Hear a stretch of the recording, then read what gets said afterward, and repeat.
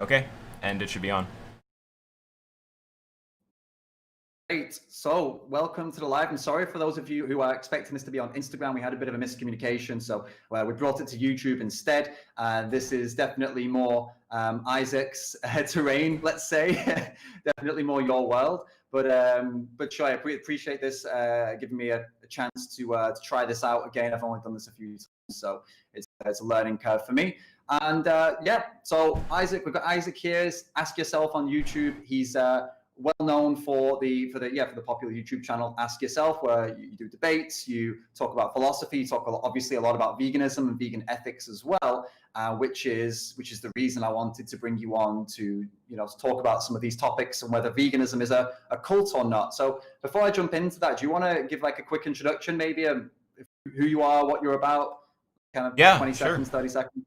Yeah, well, I mean, thanks for having me on, and yeah, sorry to your audience about the confusion with respect to the platform, but yeah, I'll try to bring you something good. I have a YouTube channel. I talk about philosophy, ethics, usually centered around animal rights. It's the quick version. Cool. Yeah, so that's yep, as I said, predominantly the main reason I wanted to bring you on. You bring a lot of rationality and reason to subjects that are often very emotive, not very emotive, like extremely emotive subjects like animal rights, veganism, and we have a lot of issues within both the animal rights movement and also dealing with people who aren't vegan because of how emotional it is. The title of this live stream is Veganism a Cult? I have to be honest with you, that was not necessarily entirely the core focus of this, because we kind of know that it's not a cult, but we're going to get into the reasons why it isn't a cult. Now, I am very passionate about animal rights, as Isaac is as well, as most of you here are watching are passionate about veganism and animal rights. But I believe a big thing that holds us back is in our fight is our inability to understand one another, both vegan to vegan and vegan to non-vegan. And today's discussion is less about discussing whether or not it is a cult, and it's more about discussing how we know it's not a cult because of all of these disagreements that we have. And what I want to get into is some rational perspectives, some logical outlook on why we all disagree at times. And basically, this will, if you want to be debunking the idea that veganism is a cult, this is the conversation. Like, if anybody does believe it's a cult, this is the conversation that's going to show them, like, no, it's not. Because look at all these things that we disagree on, and look at why we disagree, and that's what we're really going to get into today, so we can be more effective. We have when we're working together with vegans and non-vegans, we can be way more effective if we understand why we disagree, what's behind the disagreement, not just the emotional I disagree with you and because I feel this way. What's behind that? How do we get to that point? And that's what I'm hoping Isaac is going to help reveal the mystery of why we disagree with each other, both vegan to vegan and vegan to non-vegan. So start with a real simple, easy question just to kick us off. Isaac, do all vegans think alike? I mean, I don't think even all people think alike, but no, definitely all vegans do not think alike. I mean, all you have to do is explore the vegan sphere and you'll find people with all sorts of perspectives. I mean, you'll find lunatics who think all life is equal and that we survived naturally eating like B12 from shit. And you'll find people who have rational beliefs. You can find cult-like sub segments of the movement, as I would assume you can with any sufficiently large movement. One good example would be some of the Facebook groups, like the Unapologetic Vegan Facebook group. Those people, all cult, I mean, they're basically a cult. But yeah, veganism generally not a cult, and just doesn't fit the definition. And no, people don't all think alike within the movement. It's obvious if you just look around.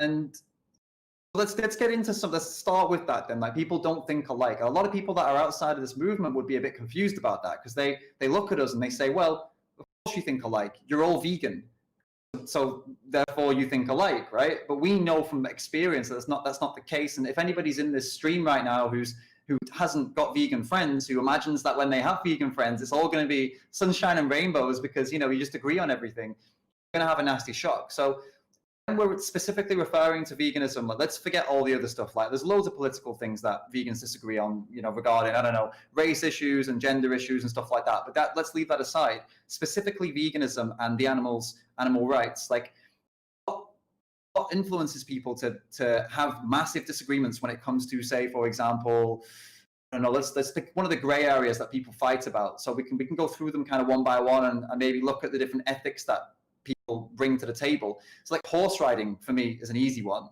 I stand on horse riding that I say it's not a vegan thing to do. You're exploiting an animal. There are vegans out there that would argue, like they would die on this hill. Like, you know what I mean? They will go as far as possible with this argument to prove that it is a vegan thing. Of some relationship with the horse that increases their well-being. So, from someone like you who's looking at this purely logically, like you would bring this, say someone brought this up in a debate, how would both sides of this debate break down in terms of like how are the ethics so different between someone like me and someone like them? From your perspective, like what is the difference between me and that person? Well, just quickly before I answer that, you mentioned that people will make this inference that vegans are all, the same because we're all vegans. But that would be a hilarious inference to make, because you could just make that about any group that like shares an identity. I guess maybe you could restrict it to like identities around like beliefs instead of like, maybe like racial identities, something like that. But presumably we don't think that like all conservatives have the same views, or all liberals have the same views, or all teachers have the same views, or anything like this, right? It just seems like ridiculous. If that's the standard, you're going to end up with this position that like so many people who we obviously understand think differently are the same. Yeah, so to answer your question, I mean, someone could take a pro or anti horse riding position for different reasons. I don't know exactly what your ethic is. Like, you're just kind of like, I guess I'd need to know where you're at to answer from your end, why you differ from someone. But someone who's, for it, they might have a view, like maybe they're just deontologically, that's like in a rule-based sense, against animal consumption. So maybe they solely take issue with the eating, and that's like the extent of their veganism, right? So if you talk about something else that would clearly qualify as exploitation in a utilitarian sense, they won't recognize it because it's not among their deontological prohibitions. So that's like a possible explanation. What kind of ethics do you roughly use? Well, I want to quickly break two things down, because Sure. this is definitely not. I think my audience, or even including me, were not most well versed on some of the terms you've been using. Oh, sure. Okay. Deontology and utilitarianism. So I know what utilitarianism is. I think most people have an idea of what that is, because I think we get taught that kind of stuff in school. I think very vaguely. I think I remember that. But deontology, like what do you mean when you say that? What is that term referring to? What does it mean? So I guess it's worth giving some like broad overall framing, then like coming around to those terms. So in philosophy, there's kind of like four big areas. So there's metaphysics, epistemology, logic, and ethics. Ethics is probably what the people watching this are most concerned with. So then within ethics, there are sort of three sub areas that get talked about. There's metaethics. That's the one where you're asking a lot of kind of weird questions about the nature of ethics. Like, what exactly what is it for something to be moral? What is like the nature of moral properties, or are there moral properties? Weird questions, right? Normative ethics, that's what we're talking about when we talk about things like consequentialism or deontology. That's where we set the standard for goodness, right? Is goodness... well, I'll come around to what those standards are, because that's your question. And then the third tier is applied ethics, and that's where we use our normative ethic to actually solve specific problems. So maybe we would talk about abortion, maybe we would talk about veganism. We apply the standard that we set in normative ethics to some applied context, and then hash out our positions from there. So within normative ethics now, I guess we're a few tiers deep. There's philosophy, then there's ethics, then within normative ethics, there's also a range of positions. And within those positions, there are ranges of positions. But the big three are consequentialism, can also be called utilitarianism. Those are used interchangeably a lot of the time. Deontology, and virtue ethics. So utilitarianism, that's where we're concerned about maximizing utility. There's different construals of utility, but it's usually hedonic utility or preference utility. So hedonic utility, we're talking about certain mental states like happiness or suffering. So a hedonic utilitarian wants usually to maximize, I almost said maximize suffering, to maximize happiness and minimize suffering. There's other construals where the happiness doesn't matter and it's just about minimizing suffering. That's negative utilitarianism. Deontology, which is the one that you asked about, I think it makes sense to give the framing and then come around to it. Deontology is rule-based. So a deontologist won't be concerned so much about, do my ethics produce the most happiness? That's not going to be their concern. They're going to be concerned with, am I following certain rules? And the rules would be things like, for example, do not murder could be a deontological rule. Maybe do not steal, things like this. And then virtue ethics is, the focus is about the character of the individual and whether they're being a virtuous agent. And you can set up different virtues and, talk about what those are. Okay, got it. So from my end then, so it would, using horse riding as the example. So for me, it's clear to me that putting a human on the back of a horse, exploiting that horse, like that is like 2 + 2 = 4, right? Even if the horse somehow has some, I don't know, they've been trained to enjoy it, right? It's still taking advantage of a being that doesn't have the, let's say, the cognitive ability to express like a clear yes or no. We assume they want it. There is no actual way for them to act, to formally communicate to us yes or no. They have the same mental capacity as what would be in a human child, right? And we wouldn't do that to a human child. We would never say that's justified to do it to a human child. So in my eyes, it can't be justified to also do it to another being that has the same capacity for understanding and as a human child, if that makes sense. So that's kind of where I'm coming from, but I don't really know where that sits in those categories. And well, yeah, we can poke around at it, and if you haven't explored it in detail, you might find things that cut a bit against what you think. You might need to modify around to kind of make your normative ethic reflect what you value the most. But yeah, so that sounds like a deontological concern with exploitation. Are you taking the view that even if it generated well-being for the horse, it would be wrong? Yeah, because I feel like the system that has been set up like to do that to the horse, like the horse may enjoy it, but it's within a framework that has decided that the horse will be exploited by my hand. If that makes sense, it's kind of like it's like when people say like, "Oh, the cows are happy in my farm." It's like, I'm sure they are happy, but it doesn't make what you're doing to them okay. My point is like still not justified, even though they're happy cows. I still doing something to them that is exploiting them.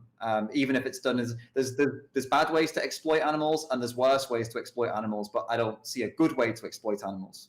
Yeah, so what it sounds like is that it's not utilitarian, because if I can tell you that the happiness goes up from the action, which, I mean, just for the record, I don't actually think that's the case. I think it causes suffering to horses to ride them. I think it's bad for their health in the long term, as far as I understand.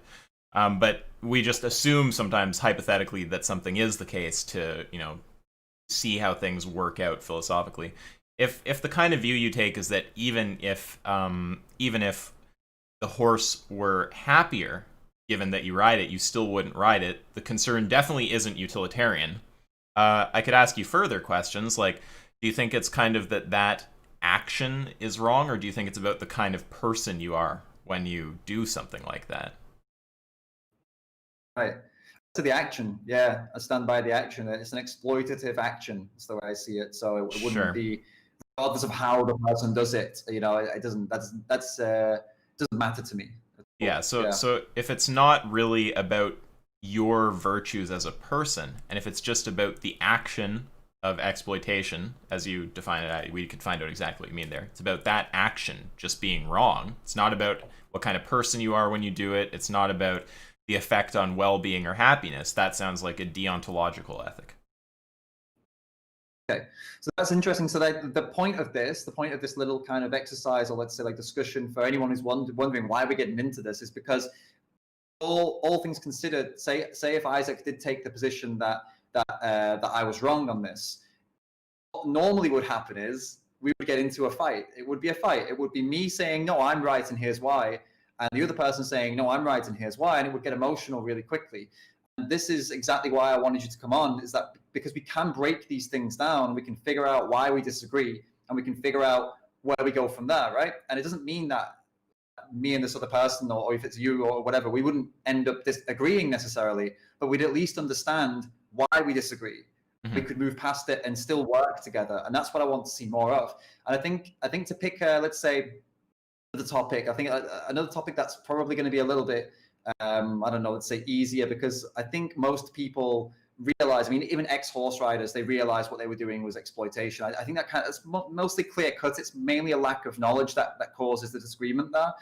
But for something like the Impossible Burger, for example, this has almost divided the community. Like, people have fallen out. Like, people don't speak to each other anymore over this. And that's not even that's not a joke, man. Seriously, people have like dropped from, yeah, it's crazy. So there's clearly some different ethical stances on this, and clearly people are not breaking down and figuring out where they stand and why. They're trying to get to the same goal, but with different ethics, and they're not able to see that, right? And I think most people watching this are in that same position. I'm still in that position. I don't understand the different arguments that are brought to the table on this subject. And I actually think that we have opposite arguments on this. I think that you take the position, if I'm right, anyway, tell me if I'm wrong. From what I remember seeing something somewhere, that you took the position that it's a good thing, the Impossible Burger, and that vegans should support it. And I take the other position. I don't think it's a good thing. I think it's a few reasons I don't think it's a good thing. Maybe we could actually do this now, and you could tell me what my position is categorized as, and what you know, in terms of philosophy, in terms of ethics, and what yours is categorized as, and we could show people that it's a disagreement, but why is it a disagreement, rather than it just being an emotional mess like it always tends to be when people discuss this topic. Yeah, well, just a quick final word about the horse thing before I answer that. So, yeah, with the horse thing, I think we actually agree about it being wrong. I think we agree for different reasons. So it's like two people who find the same solution for different reasons. Yeah, so with the Impossible Burger, I mean, I can't say that I've given it a whole lot of thought, but I'm definitely not convinced that it's morally negative. This particular problem here, like, we can talk about your ethics and mine, but if you want the bigger framing of like what the argument is here, like, deontology and consequentialism are always like, they come into tension a lot. That's like a thing. Like, anyone who's sort of, you know, spent some time with philosophy is just gonna, like, that's like a standard, well understood thing. These ethical systems conflict a lot. You know, there's, I won't go into the classic examples, we'll just talk about this, but so usually what's happening with the Impossible Burger is the anti-impossible proponent is taking a deontological view. They think that there is something fundamentally wrong with the fact that I believe it was rats were tested in order to produce the burger. And the person who's taking a utilitarian position, they just look at the overall outcome of the burger, which is clearly, you know, less animal suffering in the net. There's less money that would presumably otherwise be going into buying actual burgers. It's now going into the Impossible Burger.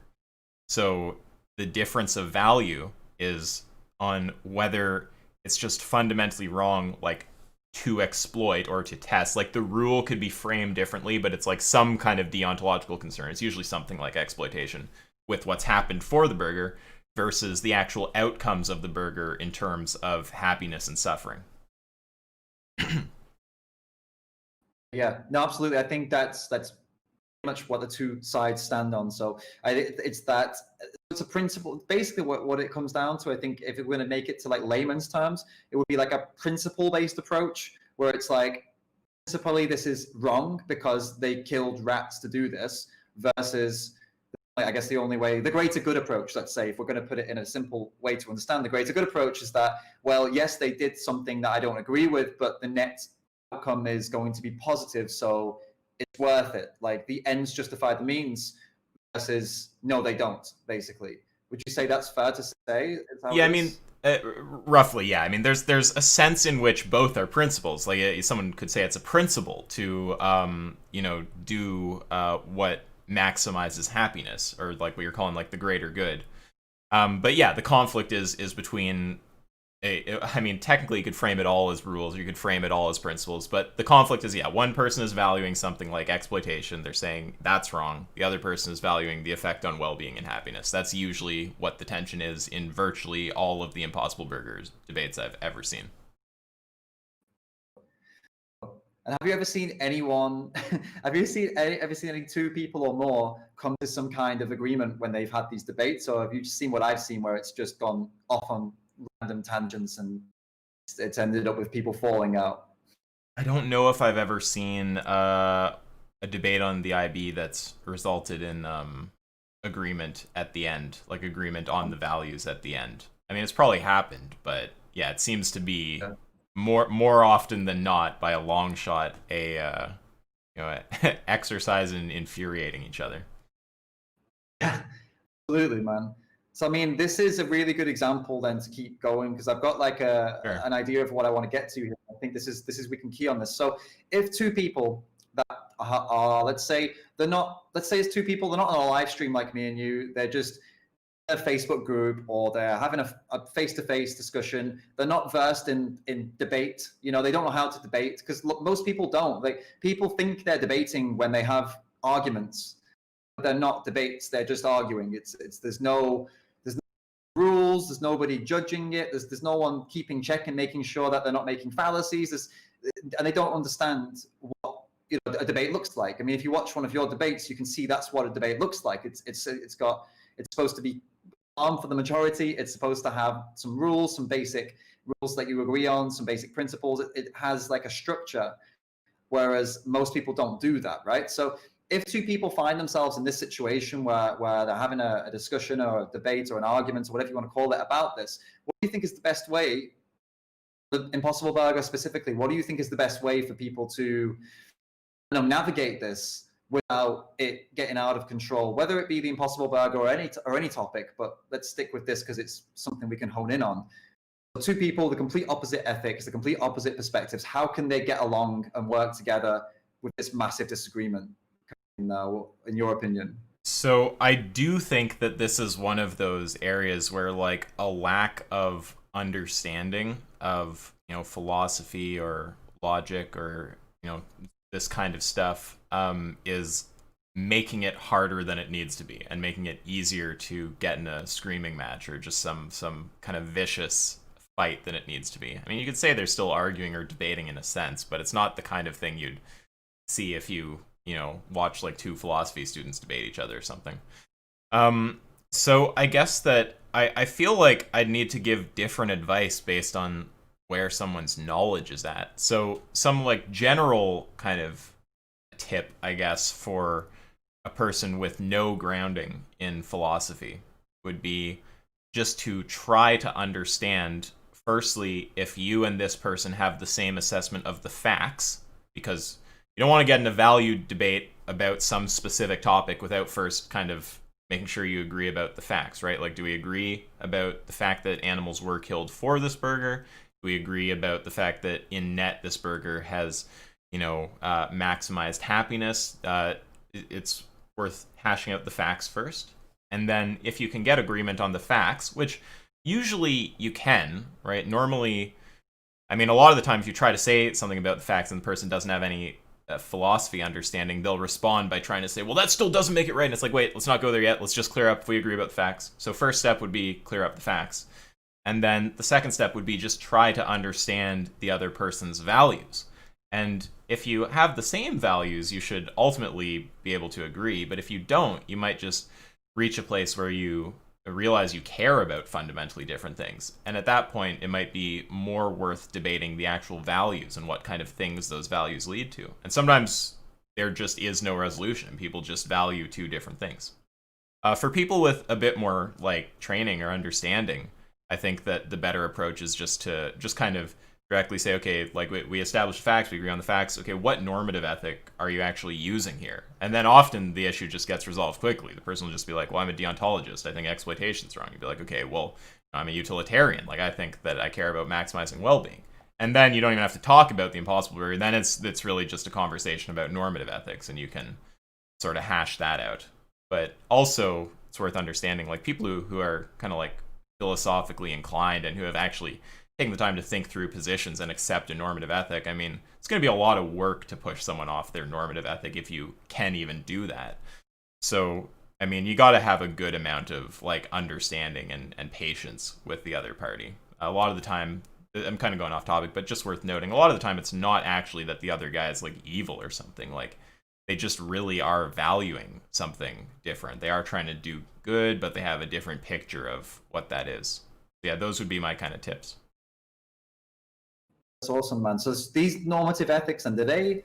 I mean, this is I'm asking a lot of you here. I don't know how much you've looked into this, but do these come? Would it be fair to say these normative ethics, this idea of like this outlook of the world, that it comes from our upbringing? Is that where it comes from? Like where you're from in the world, what your parents taught you, that kind of thing? Is that how it's integrated, or does it? What do you think? Well, that's more of a kind of empirical, like psychological question than a philosophical question. So I don't know if I have a really good answer to that. I mean, I could guess at why people have the ethics they do. I would assume it has a huge amount to do with their well-being, with their upbringing. But yeah, I don't know that I have a really precise answer to why people adopt the normative ethics that they do. If I guess we, my I kind don't. of my point. Oh, I mean, I Go don't ahead, man. know. I don't know if it's of interest. You said you might want to hash out our position on this. We could just demonstrate, probably, for people how to have a reasonable conversation about it if we want to. But I don't know if we want to do that or proceed on to other things.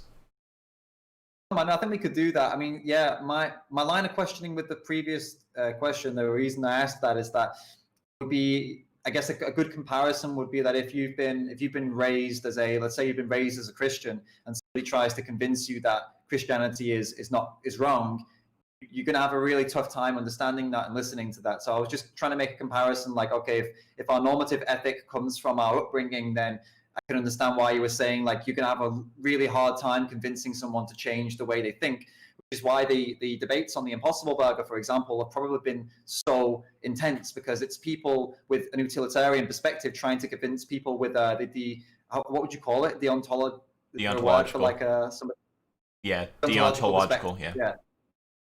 Okay, cool. So like if they have that perspective and then they clash, it's like it would be the equivalent of, let's say, a Muslim trying to make a Christian go to Islam. It's like it's not going to happen, because this is what, they're invested. This is how they've been brought up. This is how they view the world. It would be kind of Well, like you're banging your head against a brick wall, basically trying to do that. It's not going to go anywhere. Fair to yeah, say? it's well, I mean, for example, as far as yes, I think that is probably fair to say. It's like if a Christian and a Muslim get in a debate about abortion. Now, I there's a chance I'm wrong about the religious reasoning here, but there's going to be other examples that illustrate the same point if I'm wrong about the details. As far as I understand, there's not the same kind of opposition to abortion within Islam. There's not the same kind of rationale as there is with Christianity. So it's like really that is just the disagreement about abortion is just this manifestation of like very different underlying worldviews, right? And it's like you're not gonna get anything done, really. At least you're not likely to, just trying to battle it out on abortion, right? It's like there's this massive underlying disagreement about, like, in this case, like the whole nature of reality that probably needs to be hashed out. The abortion thing's just a little manifestation of that. Same with the Impossible Burger. It's like usually this is really just a manifestation of different, like, underlying ethics. It's not easily solved by just talking about the IB. So we could I like your idea about hashing this out. I think that could be quite cool. I think it's something I know that people hate it, but they also love it. I think people love the seeing people get into this, right? But this is going to be different, because I think, as far as I know, I've not seen anyone actually calmly discuss this. Like, I really haven't, and especially not on a live stream. I've seen it on Facebook groups and stuff. Maybe once or twice people have been calm, but yeah, largely no. So for those of you that have just tuned in, that are wondering like what the hell's going on, why we're not talking about veganism as a cult? What we're doing right now, what we're about to do, is we're going to prove how veganism is not a cult, because is two people and we have a different opinion on something that is literally directly linked to veganism. We're talking about animal exploitation right now. We're going to get into the Impossible Burger, and we're going to discuss our positions on it. But if you're wondering, yeah, what does this have to do with being a cult or not? This is literally debunking the idea that veganism is a cult, because you've got two people with completely different perspectives. So how do you want to break this down then? So let's give people like some, I don't know, some guidelines on how to discuss something like this, and then we can go into it with those Well, guidelines. I guess I'd kind of refer back to the sort of guidelines I suggested earlier. I mean, if you're talking about general debate guidelines, it's just like, answer each other's questions honestly, do the best to actually answer and not to go off topic if you feel like pressured or uncomfortable with the question. Dodging is a real source of frustration. You know, I mean, I'm not sure. I'd have to think about whole debate rules, but like we could just start by clearing. We'd start by just clearing up the facts. Like, do we both agree that this burger has saved animals, or do we disagree about that? I disagree. I disagree Okay. with that. So, how many how many animals were killed to produce the thing? 100 something rats? I believe I used to know the number. I think it was either 49 or 149. I can't remember the exact number. I mean, let's highball it. That's fine. We can highball it. I think the point will still work out by like a long shot. The point for it saving animals. So 149 rats. Now, how many Impossible Burgers have to be sold to make up the weight of a cow?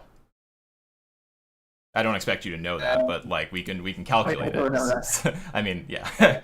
So let's see the weight of cow at slaughter.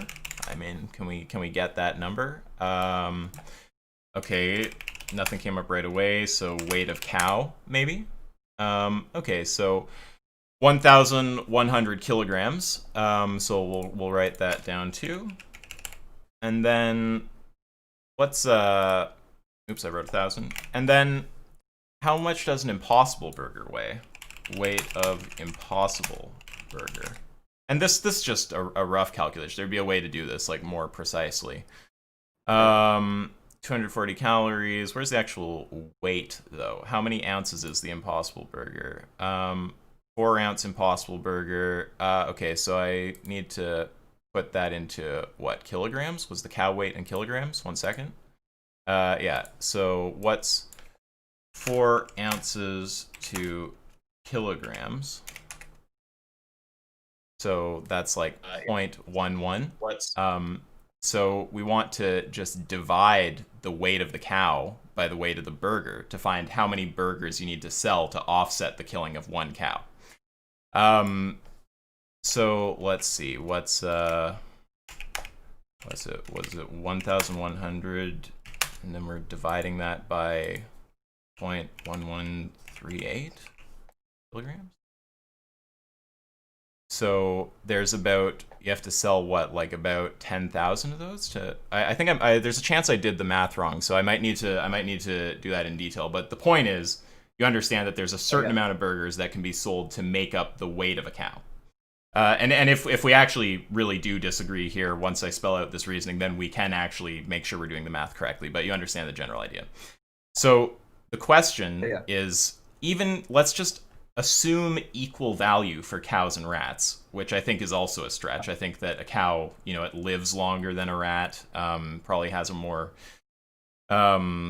well, actually, I don't want to get too much into their experience. I would assume it has a more complex experience than a rat, but I might be wrong about that. But definitely lives longer than a rat. And let's just assume their value is equal. And let's ask how many burgers would have to be sold to offset the killing of 149 rats. Now, the question is, do you doubt that many burgers will be sold? If you do, we can do the math, because it's like absolutely they're going to sell that many burgers. Do you doubt that many burgers will be sold? I don't doubt that many burgers will be sold, but I take an issue with the assumption that every one of those burgers is directly replacing the meat alternative, and also the creation of that burger is encouraging people to, Burger King specifically is encouraging people to spend more on the other products in Burger King, which are containing meat, which is something that the CEO actually released. He said the Impossible Burger was bringing in more custom for the rest of the product line. So if on your and with your logic, absolutely. If that were the case, if it were literally every burger sold resulted in one meat item not being sold, then we'd be solid. I'd agree with you. There wouldn't be a debate. In reality, it turns out that, well, according to the CEO anyway, that it actually increased sales of the other items too. So every burger sold, it could have even caused more animals to suffer, even though they were swapping out for one Impossible Burger, if that makes sense. The overall outcome.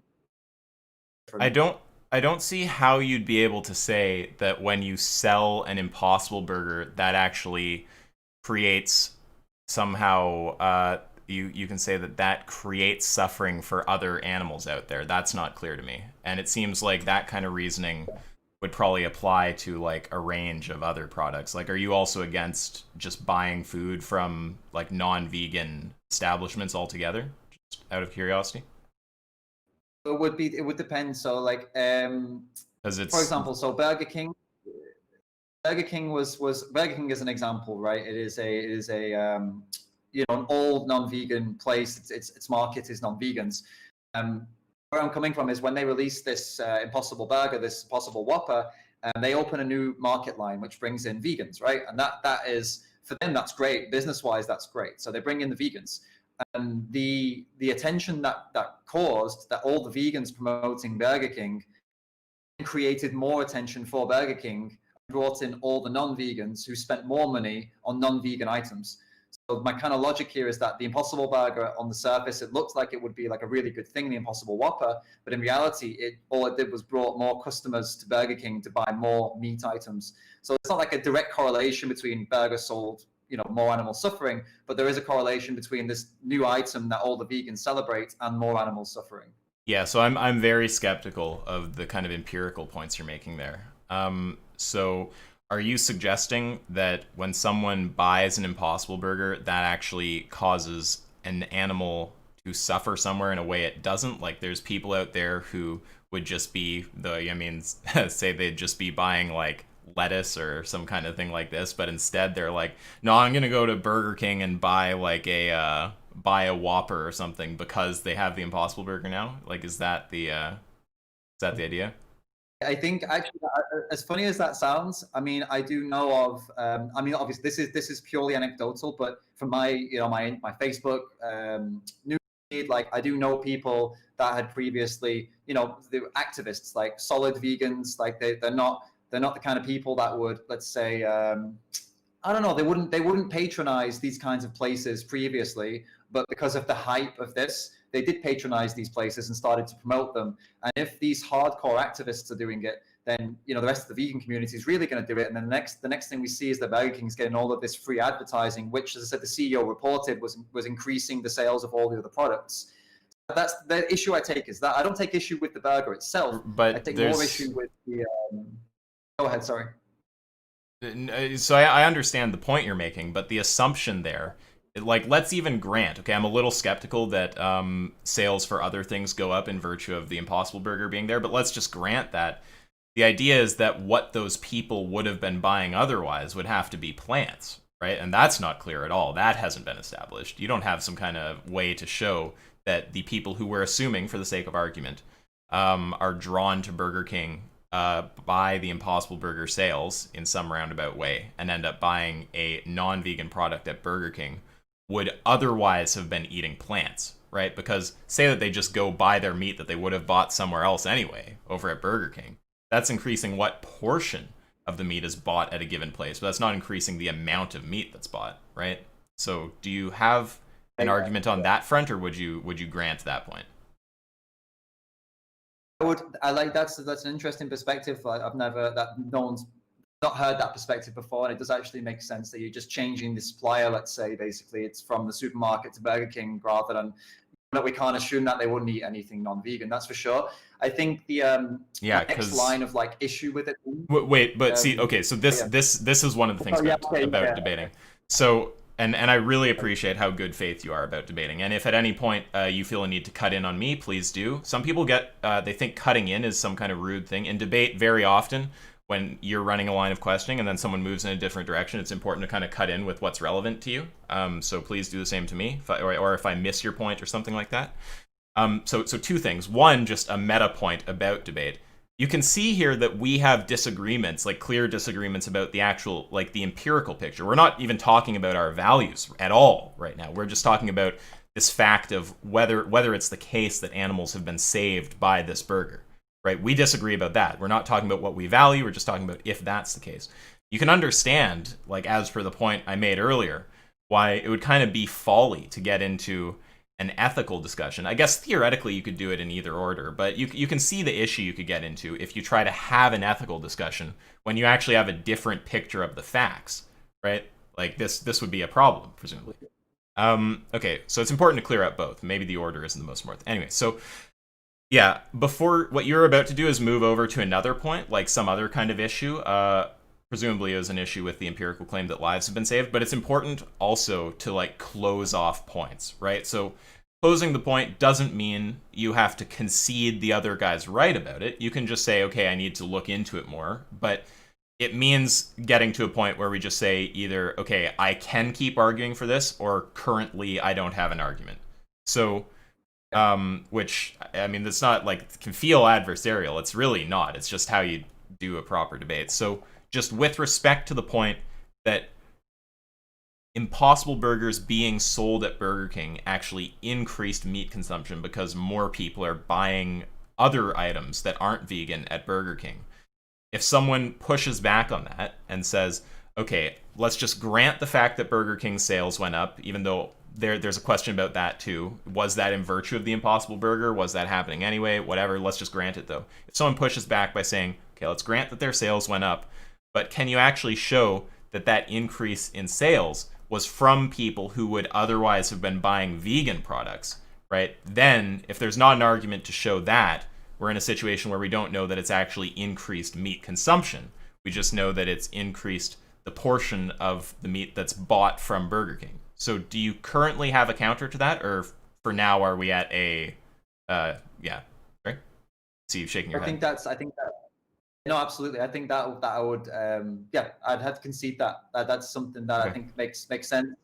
We don't know that they would have eaten, vegan that day if it weren't for that vegan advertisement that made them want to meet Burger King. We don't know that. That would be a bit of a stretch, let's say, to assume that. So I'd have to concede that we don't know that. And that would. Sure. So that's just getting pushed to agnosticism, right? Maybe your point still works out, but we just right now we're in a state where we're like, okay, we don't actually know what the case would be for that.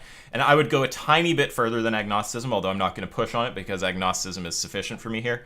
It seems counterintuitive, right? It seems like, why the fuck would people, who is it who's going to buy a fucking like big Whopper fucking animal corpse at Burger King who would otherwise have been eating like a quinoa bowl, right? It seems kind of unlikely. So if you have points you want to raise now about anything else here, that's fine. But I would kind of just continue on this, like, I'd go back to the calculation that I was pushing on before you gave the pushback of talking about the sales increase. So setting that point aside, now that we're kind of in agreement about that, the sales point is just, again, like, if enough of these burgers are sold to make up the weight of 149 cows, and that's assuming equal value between cows and rats, which I think is also like a bit of a stretch, unless you're one of the like all life is equal kind of people, which I don't think you are. If we can establish that many burgers have been sold, that's where we hit the ethical neutral point, and then burgers sold after that are actually saving animals who would otherwise have been slaughtered. So would you kind of give in to that reasoning now, or do you still have more opposition to that? I think so. So we'd have to be, again, regardless of the other point that I made, we have to still be making the assumption that each of these individuals purchased this burger instead of a meat burger, or instead of an item of meat, rather than as well as.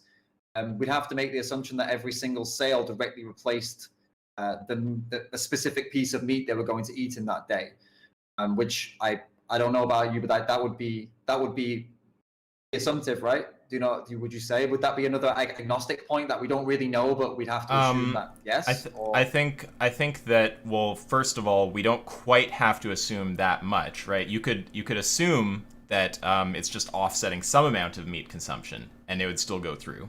But yeah, I think that there's a reasonable assumption to make there that someone who buys an Impossible Burger, who's buying this like meat imitation product, you're talking about, that some reasonable fraction of those people would otherwise have been buying actual meat products. Would you doubt that?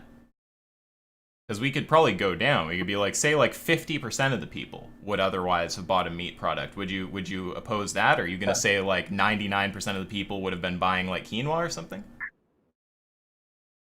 It's yeah, okay, I get what you mean. It's make a reasonable assumption on this is what you're basically saying. I mean, it's Based on sure, like yeah, like you gotta, if you want to push back and you want to say it's not reasonable to assume that 100% of Impossible Burgers bought are offsetting meat consumption, that's fine. Now, you made a point that I thought was a bit unreasonable, which is that they'd be buying more food than they would have otherwise, and it's just an additional item. I don't think that's good. I don't think people radically change how much food they're eating when a product is released. I assume it replaces some other food. But I'm trying to give you the fairest case, which is the food it could be replacing might not have been an animal product. So I'm just saying, let's just grant that's the case like 50% of the time or something, and I think that the point will still work out. You'd have to get into the territory of saying, like, there's only an extremely low amount of Impossible Burger purchases that are actually offsetting animal product purchases, and that seems like a jump. It seems like some reasonable amount is probably offsetting purchase of actual animal products. okay. So yeah, okay, I understand your point. So even if we are like if we safely assume that was like I guess in a way like any percent of it, any percent, whether it be like 5% or 50%, if there is a percentage of people that are replacing it with replacing animal products with the Impossible Burger, then it is a positive thing. Well, you could then not necessarily. You could make the percentage extremely low. You could be like 99.99999% of people would be buying like quinoa bowls if they weren't buying. I know I just say quinoa bowls as a meme, but they'd be buying some like vegan product if it weren't for the Impossible Burger there. So you could set it so low that it would take like extremely long to meet the threshold, and like the like solar system would like burn out or something before enough gets sold.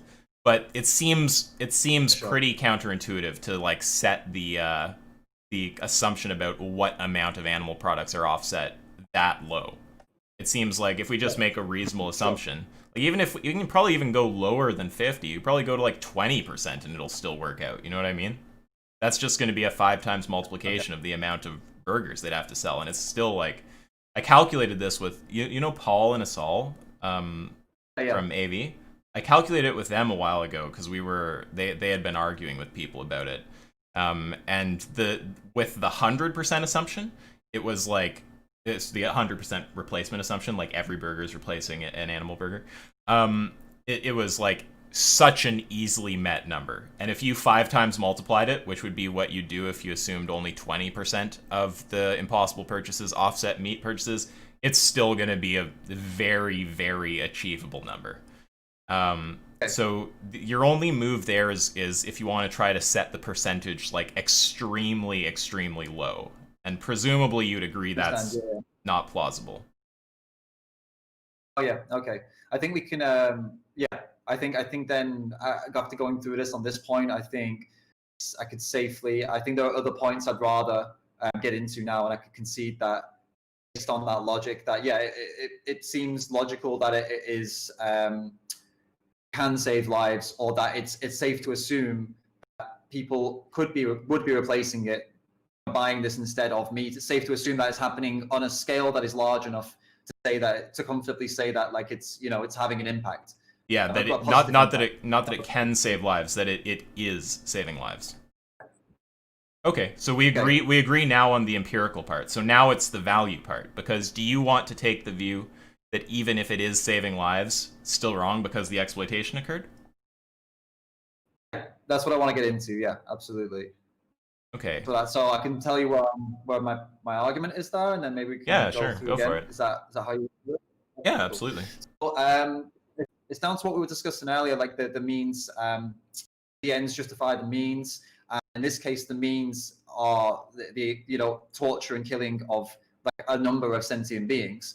In my kind of So for an example, I use this example when I've discussed this with other people to put into perspective what I'm trying to say, because it's quite difficult for me to put it into like an understandable way. So for example, we could take a pig from somewhere. We could purchase a pig. I know that sounds horrible for anybody watching, but I don't know how else to phrase it. From a farmer, and we could take them to the street in the middle of a city center, and we could slaughter them.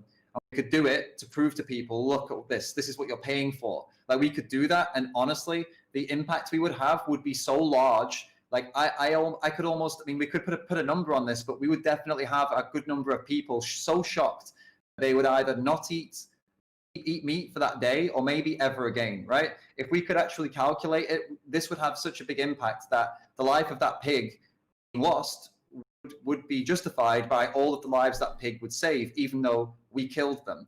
That's kind of how I feel is applicable to this situation. We could do actions like that, and they would be effective, and they would save many lives, but I can't justify that. I couldn't justify taking that pig's life, because I can't justify taking these rats' lives, even if it saves ever many more animals. That's my position on where I guess it boils down to. I don't know, is that clear enough? It's very clear. And in fact, it's so clear that it's obvious how it connects to really standard deontological arguments, actually. So if this were like a strict debate, like if we were like, we scheduled here to fucking go at it, I would just like come at you with my counter right away, and I will in a minute. But since it's kind of like for educational purposes or whatever, it's worth maybe just talking about normative ethics here.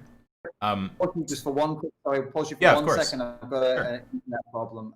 Could you put your thing on? I'm going to have to switch my connection over. Okay. Is that gonna or cancel or anything like? Sorry. The worst thing that it could do is if your camera drops out, it might reveal our direct messages, but I don't think you're saying any, crazy white supremacist shit in there, so it's probably fine. No.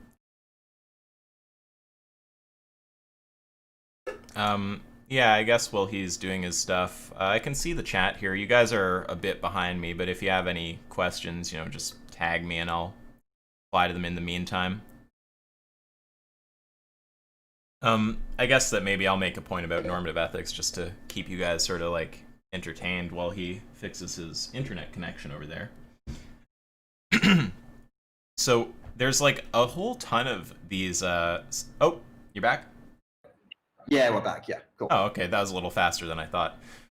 Okay, so I was gonna say if this were a strict debate, I would just come right back with a counter. But since it's kind of for like educational purposes or whatever, I might just talk for a sec about normative ethics, because that's part of what we're kind of like clearing up today. We're talking about how that plays into a lot of these disagreements, like the Impossible Burger.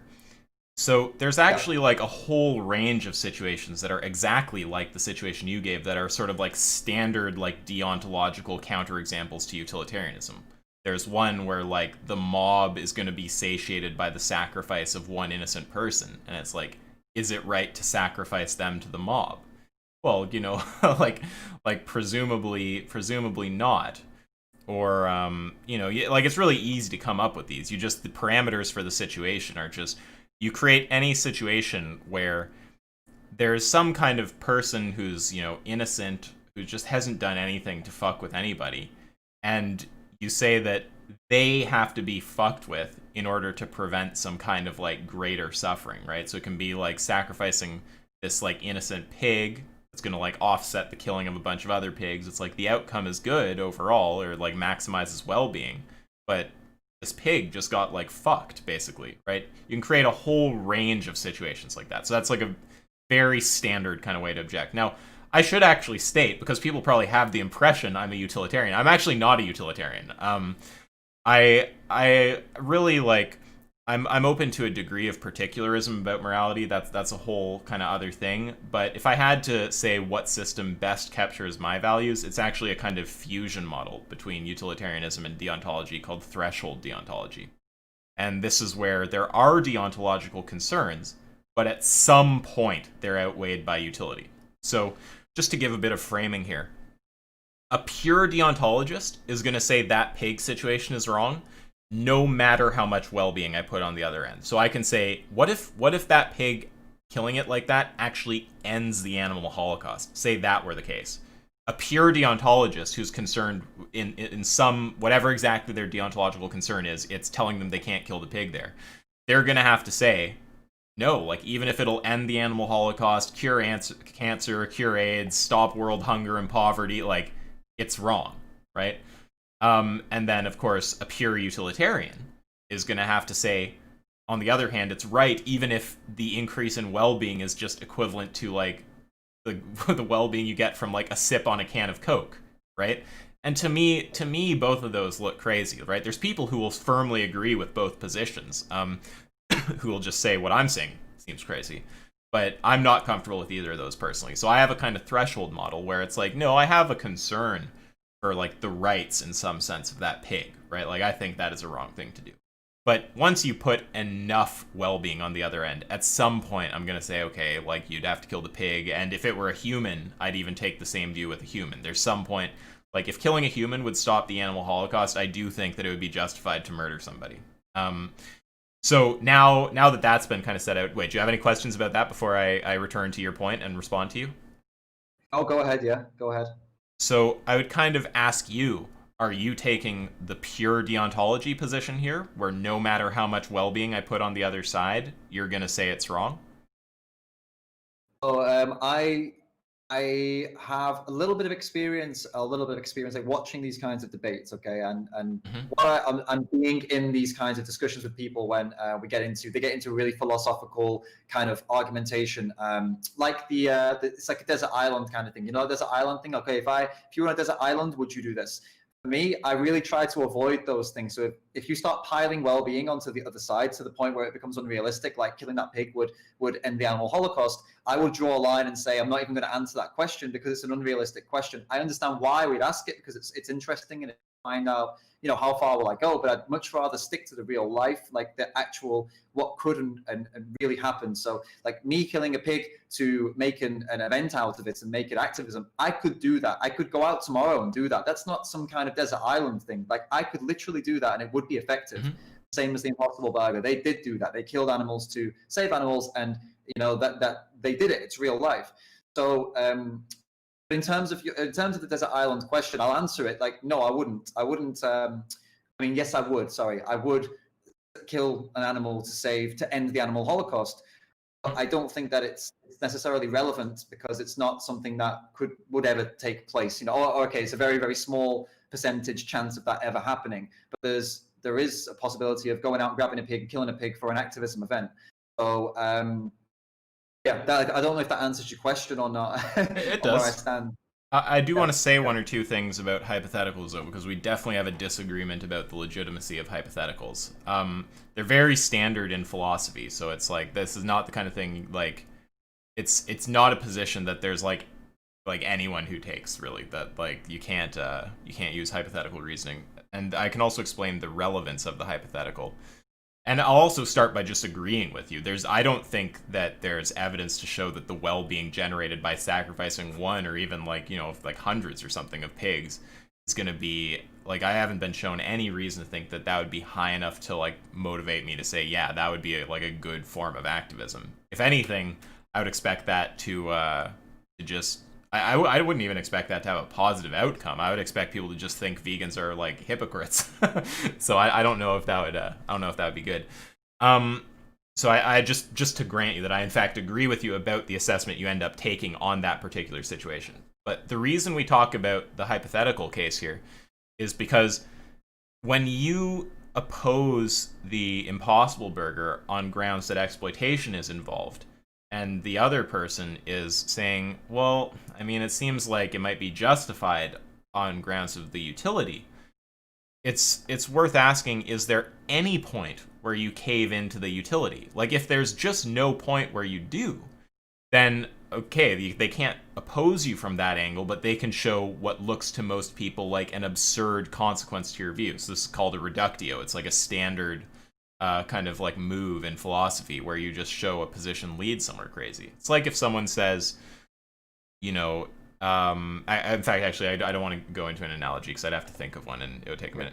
But the point is just you can, by reductio, show that someone's position has some kind of like absurd implication. It entails a contradiction. There's different kinds of reductios, but the reductio here is one of a sort of like moral sort, where there would just be a conclusion generated on your view if you said there's no point where utility would matter enough to outscale that deontological concern, where it just looked crazy to people. Most people would be like, fuck, like I don't want to murder a pig any more than you do, and I don't want to murder a human any more than you do, but I mean, I'm gonna fucking murder either if it's gonna just like end all suffering in existence, right? It would look insane to most people. So then people would be sitting there going like, well, I guess he's consistent in opposing this, but he's doing so from a framework that I could never bring myself to agree with, right? So that's why it would be relevant to ask something like that.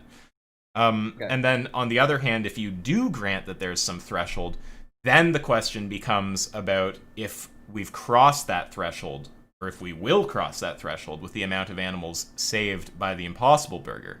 Now, that doesn't mean you have to be able to dial the threshold in specifically. I don't know exactly where it is, but I know that there's clear cases once I'm over or under the threshold. I know I wouldn't, support like killing 149 animals to save like 150 animals.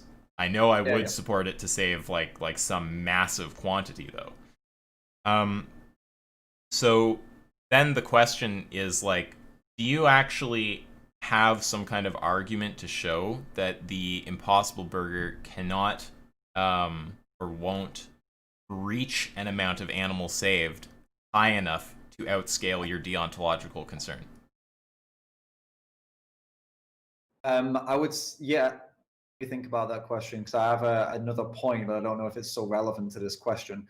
We can go to your other point, but the whole thing, just let me say one more thing. The whole thing, though, is you don't even know exactly what the number is that will eventually be saved, right? So how could you even have a view on whether it's going to be enough or not to outscale the deontological concern? Because if we're looking at ending the animal holocaust, that obviously that's a very tempting. It's too tempting to say no to. You could end it all with this one action. If anyone, no matter how much of a deontological approach they take, is going to consider that. Even if they don't end up doing it, they're going to consider it definitely for a moment, right? And probably, I don't know, 99% of vegans would take that decision to say, yes, I would do it to end the animal holocaust, right? That's kind of in between ending the animal holocaust and how many lives saved. It's impossible for me to put a number on that, because it's not. I don't feel like it's my what's the word I'm looking for? I'm not God. I don't believe in God, but I'm not God. And I don't believe it's up to me to decide how many animals saved are worth killing these animals. I can't, for me, I have, for my morals, I have to take a position that says that, anything short of literally ending all suffering forever is not enough. Well, because why do I get to decide that? Who lives and who dies? Well, it's not it's not you decide. Okay. Pardon me?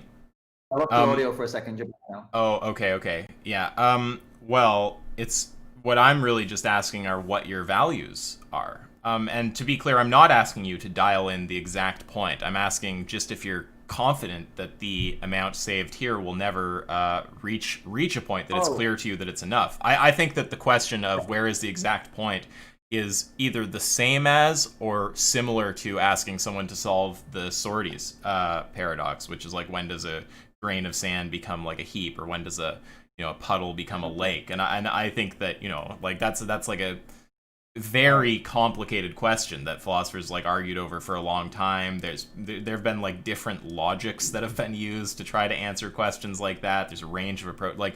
I would not think it's a fair question to ask, right? And I don't have an answer to it myself, so it could just be spun around on me. But that doesn't stop me from asking if you think that there's a threshold that could be reached where it would be clear to you that we've got a puddle, we've got a lake, or we've got enough animals saved. So let me just remember what exactly I was going to say as a response there. Yeah. So I'm not asking you to play God or something. I'm just asking if there would be enough. And you said anything short of the animal holocaust being ended. Well, say it was one animal short, right? Would that be enough? Presumably it's not literally the whole animal holocaust that has to end. And then that's a rhetorical question. You don't have to actually answer that. But then just in this case with an actual question, Say it's a million. Let's say it's a million that gets saved for this 149. Like, would that be enough? My concern here is that if okay, there's maybe a separate line, but like a line of reasoning. But my concern is that if we're saving animals by exploiting animals, then we may be saving animals in the short term, but are we not contributing to the idea that it's okay to exploit them and therefore continuing this entire system? Because if we test on rats, right, and we sacrifice rats, pretty much that's what happened, right? We sacrifice rats to save cows. Then are we not then part of that system that we're trying to fight against? Is this not going to just continue to perpetuate that same system? So although I would be happy that a million cows were saved, the system would continue. Just we'd continue doing these things to animals, but with instead of a million cows being killed, there'd be a million cows saved, but we have contributed to that system continuing. That would be my concern. I don't know if that's a completely separate topic or if it's not completely separate. It's as far as I can tell, though, it's going back to the prior topic about the empirical question, though, of whether this saves animals, because it doesn't sound, unless you're just saying it's just wrong in some sense to contribute to the system. Like, it sounded, correct me if I'm wrong, it sounded like what you were trying to say is saving those animals, sure, maybe it saves these cows, but it actually sets some kind of standard, like psychologically or socially or something like this, that ultimately just results in a bunch of animals being killed. It sounds like an empirical point that this isn't actually saving animals, right? Or maybe not saving a certain amount or something. Not necessarily, yeah. I mean, I get your point. Yeah, maybe you're right. Maybe it could have been seen as that way. I think the perspective of, okay, as vegans, and we're talking about veganism, we're talking about we want to end animal exploitation. That's our goal. I mean, we can agree on that. We want animal exploitation to end. In terms of whether this product brings us closer or further away from that point, I'm saying that it does. Okay, it does save animals, and we've established that it does save animals because we can assume that a lot of people are going to buy that instead of meat. So yes, it's saving animals, but it's okay. Is it saving more than it's killing? Like, as in, is it continuing the idea that animals are here for us to use? Well, it is, yeah, because rats were killed for it. So yeah, you're right. Actually, it does go back to the empirical side of things. Like, does that equal more animals being used and killed? Well, yeah, it would actually, because animal testing is killing way more animals than the Impossible Burger is saving. So yeah, yeah. Yeah, so I think that if we go back to the empirical question, which is fine, like, I mean, sometimes you realize an empirical point after the fact or something like that. I think that then it's just going to turn into, I understand the point you're making, I think you're saying something like that this will either, like, psychologically normalize the killing of animals, or this will, like, maybe, like culturally normalize it. Maybe that's kind of the same thing as psychological, whatever. But the point is, there's going to be some kind of like normalization or something roughly like that that's going to ultimately result in it being the case that this doesn't save animals. Or doesn't save many or something like that. That's roughly the point. I think roughly, yeah. I think that I mean, if people look to the vegans as the ones who are the animal defenders, which they do, and the vegans are saying it's okay to do this to rats, then I think, yeah, culturally and psychologically, we're setting a precedent that it's okay to exploit animals in certain circumstances. And then, in effect, we are continuing the system. I mean, people believe that anyway, but if they say the vegans also believe that, is that not going to cause more animals in the long term to continue to be exploited, killed, than the burger would save? I would argue, yes, it probably does. Well, you said you would argue yes, and that's exactly what I'm going to ask for, which is an actual argument with that conclusion. Because I'm not convinced. I think that it would be very hard to demonstrate that empirically. Like, I mean, I doubt that you have data on the question, so if you just want to say I can't currently defend it, but I have a kind of strong intuition, so I'm not going to fully concede on it, I'm going to go, like, look into it and see if I can establish it with data, that's fine. If you do have an argument on the spot, that's okay. But this is going to be the kind of argument that, like, when you give, like, some kind of, like, plausible, like, mechanistic way it could happen with how we think, I'm going to be very unconvinced, and I'm going to ask for, like, hard data that actually shows that somehow, like, normalization of animal testing will actually, like, significantly, just an argument that shows that the counter offset is going to be large here from that. mean, yeah, I mean, again, there's no way I can that up, but I can say comfortably. I think I could comfortably say that vegans supporting this undermines let's say the groups, the organizations that are fighting to stop it, right? But we can agree on that it's undermining it. So then, in effect, would that not I that don't not? know. I mean, I can't empirically prove the numbers, but I can give kind of like a in that kind of context, you know? Well, Like, is it not a conflict in when our movement? Well, when you say it undermines it, I think that actually like begs the question, because it sounds like you're assuming when you say that it undermines it that it in fact contributes to more suffering, which is counter to their goal. But that's the very thing we're debating. So I would suggest that that's actually question begging. Okay. Okay. I understand your point.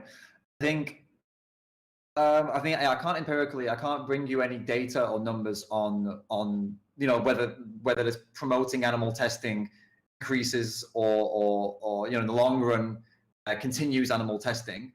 But I mean, I mean, I'll we grant can you. assume that. Just let me grant you, in some basic sense, I'm sure it does. I'm sure that normalizing anything makes people like more comfortable with it. I grant that, but the question is if if it would happen to a degree that's sufficient to actually offset the offset, like to offset the animals saved, any meaningful degree. So I grant your point in some basic sense, but it's about whether enough of this is actually going to happen to counter the point that animals are saved here. Okay, so I think we could. Okay, if we assume that it didn't, if we assume that it's wait a minute, sorry. If we assume that it did, it does offset it. It does. Like the amount of animals saved is still higher overall, but it continues what the system we're in for longer. So let's go for a different. I'll concede that I'll concede and we'll assume that yes, the amount of animals saved is still higher. All right. However, like we consider that the length of time that the animal holocaust continues for longer because we supported this animal testing. That's going to change be the argument. Could that be a possibility? So I think that's going to be really hard to establish. I think so. That's still an animal. Oh, sorry. That's still an empirical point, because the idea is something like, okay, this is still gonna. There's still going to be an offsetting here of animal products purchased like per unit of time or something like that. But the total span of time that the Holocaust will go on for will be longer in a possible world where we normalize this, and therefore the overall amount, despite the fact that per unit time less animals are being killed in the possible world where we wait, which one? Sorry, I'm going to say it backwards. I just need to set it up from the start. So it's like there's two possible worlds. There's one where we normalize and there's one where we don't. In the one where we normalize, less animals are killed per unit of time, but the Holocaust goes on for longer. In the one where we don't normalize, the amount of animals killed per unit of time is higher, but the Holocaust is shorter. And the idea is that in the first possible world, in the second possible world, with the shorter Holocaust but the higher animals killed per unit time, the total quantity of animals killed throughout the Holocaust will be lower. That is going to be fucking impossible to prove. No one knows how long the animal Holocaust is going to go on, let alone how long it'll go on in two possible worlds where we alter some variable, like some very vague variable like normalization of animal testing. Yeah, there's just no fucking way that you could prove something like that. Yeah. But would it not be relatively safe to assume, though, that the longer that we justify and support animal testing, that the longer this will go on for? I mean, the people that are supposed to be against this, like us, if we are supporting it in certain circumstances, then are we not just prolonging it rather than saying no, it needs to stop, and the exploitation needs to stop? There's two things I want to say, because I don't want to get saddled with the I don't know what to call it, with the charge of defending animal testing, because the kind of situations where I would defend animal testing are the kind of situations where I would defend like unconsensual human testing also, right? Like, or there might be some where there's some relevant difference between humans and animals, but I'm known for taking actually a somewhat radical position on this in the anti-testing direction, right? It's just it seems not radical enough to someone who's not like thought through all the details, and I will answer your question. Who's not thought through all the details and who just thinks testing always bad. But when you actually try to hash out, like, okay, surely there's some situations where testing on humans or animals is justified. What are those? And you kind of try to get a reasonable assessment. Like, my position does come out like on the kind of like strong end of like testing bad. So like, there's people will justify, for example, testing on animals for things like, cancer research, right? And I am not convinced that's justified at all. There's a lot of people who intuitively think that that kind of thing seems like reasonable enough because they're like, look, like, okay, I get it, like, just killing them to fucking eat their corpse when you can, just eat some chickpeas, that, okay, that's insane, sure. But, like, I mean, we're trying to, like, stop cancer here. Surely that's justified. That's, like, the kind of view that a lot of people will take. Not so much vegans, more so carnists. But, yeah, the view I take there is we wouldn't unconsensually test on humans to try to do cancer research. And, in fact, there's a range of human testing that, despite the fact that it could increase progress on various important questions, we just don't allow. We have ethical standards and ethics boards for a reason, right? We consider the experimentation performed by, like, the Nazis, for example, wrong, even in cases where it yielded, well, I mean, I'm sure there's some edge cases or something, but, like, even actually, are there edge cases? Like, I don't know if there's edge cases where it's, like, okay, I don't know enough about that, but the point is just, like, even the Nazi testing, we're just going to be like, yeah, that's wrong, even though there could be cases where that yielded some, like, really important medical data or something like this. And you could even scale it up for people. You could be like, okay, say that they generated, like all of these answers to these kind of questions with their testing. Would you then say it's ethical? Like, people just seem to think that unconsensual testing is pretty fucking bad, and even noble causes like curing cancer don't justify it, unless we start going to pretty radical situations like, okay, testing that one person is going to, like, solve cancer or something like that, then people start, like, granting it. So I just take the same kind of view with animals. Like, I don't defend things like, testing on animals to, like, cure diseases or anything like this, or one that's controversial right now, like I wouldn't support it for the coronavirus, because I wouldn't support it for humans. And anyone who thinks that's a radical position, I mean, maybe it is, judging by the positions a lot of people take, but anyone who thinks that it's not a reasonable position, I would just ask them what the meaningful ethical difference is that's causing them to say it's not ethical to unconsensually test on humans to make progress on the coronavirus, but it is with animals, right? And they'll say insane things. They'll be like, oh, maybe animals are less intelligent. Okay, you want to think it's okay to unconsensually test on the disabled? It just goes to crazy places. So all of that is just to say that I'm not sitting here as, like, a animal testing defender, right? Like, Yeah. I mean, you can find niche situations where I will, and where I would take the same position for humans, but it's not a it's not like a fuck animals, let's just test on them whenever there's something that's good for us kind of position. It's a, like, there's situations where humans and animals, it's going to be justified to test on them.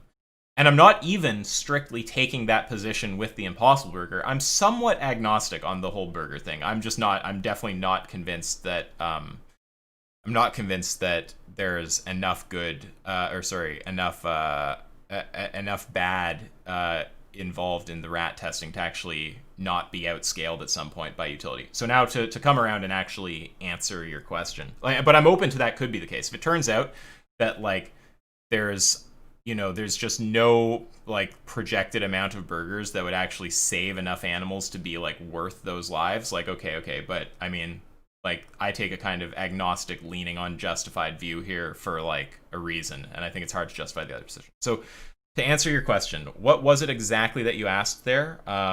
It was about testing. Do you remember it, or do you want me to just speak to your general point? Okay, I believe it was that. I just really wanted to clear as that up the because I don't want to get saddled with that shit. If people will get the impression I'm, like, an animal testing guy or something. No. Yeah, I totally get you. This is dude. This is social media, man. People, you need to spell this shit out, or they'll take you down. Like, Sure. make you out to be some monster. So I understand why you Right. explain that. Don't worry. Sorry. So yeah, ask me again. Yeah. That. Oh, I just said. Oh, I just said yeah. So just ask me again, because I forgot the question. It was something about testing, though. It was okay. Yeah. So it was that. So it was less about like the length of time that the animal holocaust will Oh continue. yeah. It was more that I've let's say an assumption. Let's say I think it's safe to assume that as if we continue to like say that okay, it is justified for the creation of a burger that could save other animals, then I feel like that we are only prolonging the idea that animals are ours to exploit and use. And if the vegans do that, then people look to us as the animal defenders. Well, then why shouldn't they do that? I mean, we're picking and choosing when we support it, and so are they. Why are we more justified to pick and choose than they are? Why are our reasons more important than theirs are? My concern is that by us supporting this, we are prolonging the animal holocaust. We're prolonging speciesism. We're prolonging human supremacy. Yeah, so I think that it's not clear to me that it's not clear to me that taking a view that testing is justified in certain circumstances is going to prolong the animal holocaust. But I think that I could grant, just for the sake of argument, though, that everything else held constant, that is the case. And I think you would still have an unmeetable burden of proof that the length of time that it's extended by is sufficient to offset the higher amount of animals saved per unit time during the shorter holocaust that would occur in a world where we don't have that kind of normalization. I still think the same point I made before you made that point is going to kind of like shoot that down. Like there's just no way to establish that. Even if we grant like, yeah, okay, let's just grant the Holocaust is a bit longer. It's on you to show that it's sufficiently longer to offset the good done by the burgers. If you want to take the view that there's more suffering in one of those possible worlds than the other. The argument is that it would never end. If the people that are trying to end it perpetuate it, it will never end. I'm saying that until my argument is until we say and until we really stand together and say that exploitation, full stop, it's wrong, and it will continue forever. Like I don't think it will ever end until we actually make that stand. Okay, that I would need to be convinced of. I'm really not convinced of that. I don't think that the only way to make there's also a concern about whether it is exploitation. So it's easier to just refer to this as testing, because whether it qualifies as exploitation, that's another thing. But that's an ethical question, so we can set that aside. We'll just call it exploitation for now. Sorry, just let me think for a second. I need to catch my train of thought. Oh yeah, the idea that it'll never end if we say that it's justified to test in certain circumstances. Yeah, I'm just not convinced of that at all. It's not clear to me that giving the kind of view that I'm giving, where there's situations where it's justified, and which in fact you actually take when we push you in principle about your views on testing. Like you agree there's some point where it's justified. It's not clear to me that taking that kind of view is actually going to stop us from ending animal testing.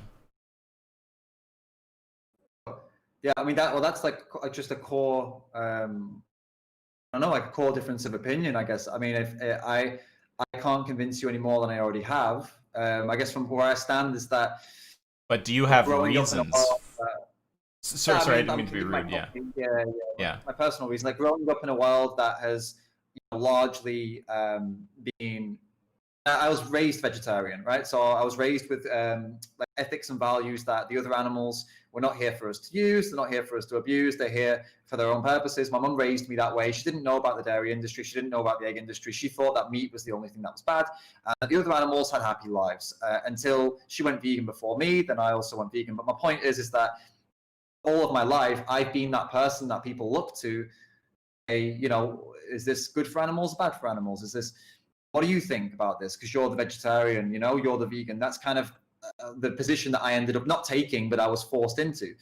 And I feel like that is the case for most vegans out there. I think most vegans, people look to us as, oh, is this vegan? Is this something that's good for animals? Like they'll look to us as the role models on this topic. They're not going to look to a bloody steakhouse owner to find out what's good for animals, right? They're going to look to the vegans. They're going to look for PETA. They're going to look to whatever, the Save Movement, Anonymous for the Voiceless, the organizations that are speaking up about animal rights. And my concern is that if these organizations, if these people are saying animal testing is okay for this burger because it saves more animals, my concern is that they're the same people that are supposed to be against this are perpetuating it back into the society that it is okay in certain circumstances. And I feel like that point, that simple thing is enough for me, convince me that it will continue this idea that we are more, we are better, we are superior, because we're the ones that are supposed to be saying, no, we're not superior. Not sometimes we are, that's what we're saying now. Like, oh, sometimes we are. Yeah, sometimes we can do it. We get to choose. But I feel like we should be saying, no, we're never superior. They're never ours to do this to. That's the position I would hope that everybody would take. But with the Impossible Burger, it's not the position everybody's taking. But do we actually have an argument to show that animal testing, for example, and here we're not talking about the testing that are like the kind of edge cases where it's like we're going to solve some like ginormous problem with a very minor amount of testing or something. We're just talking about, like, generally speaking, animal testing. Do we actually have an argument that shows that testing won't end if we take that kind of nuanced view where it can be justified in, like, say that, let's just say people are utilitarians. If we take a utilitarian view, are we, in fact, actually, is that going to create a problem? Let me just think for a second about how to frame this. Okay, so if we take a view where testing is justified in certain circumstances, right? What is it about, do we actually have an argument to show that taking that view, if vegans take that kind of view, we will be unable to end testing, generally speaking?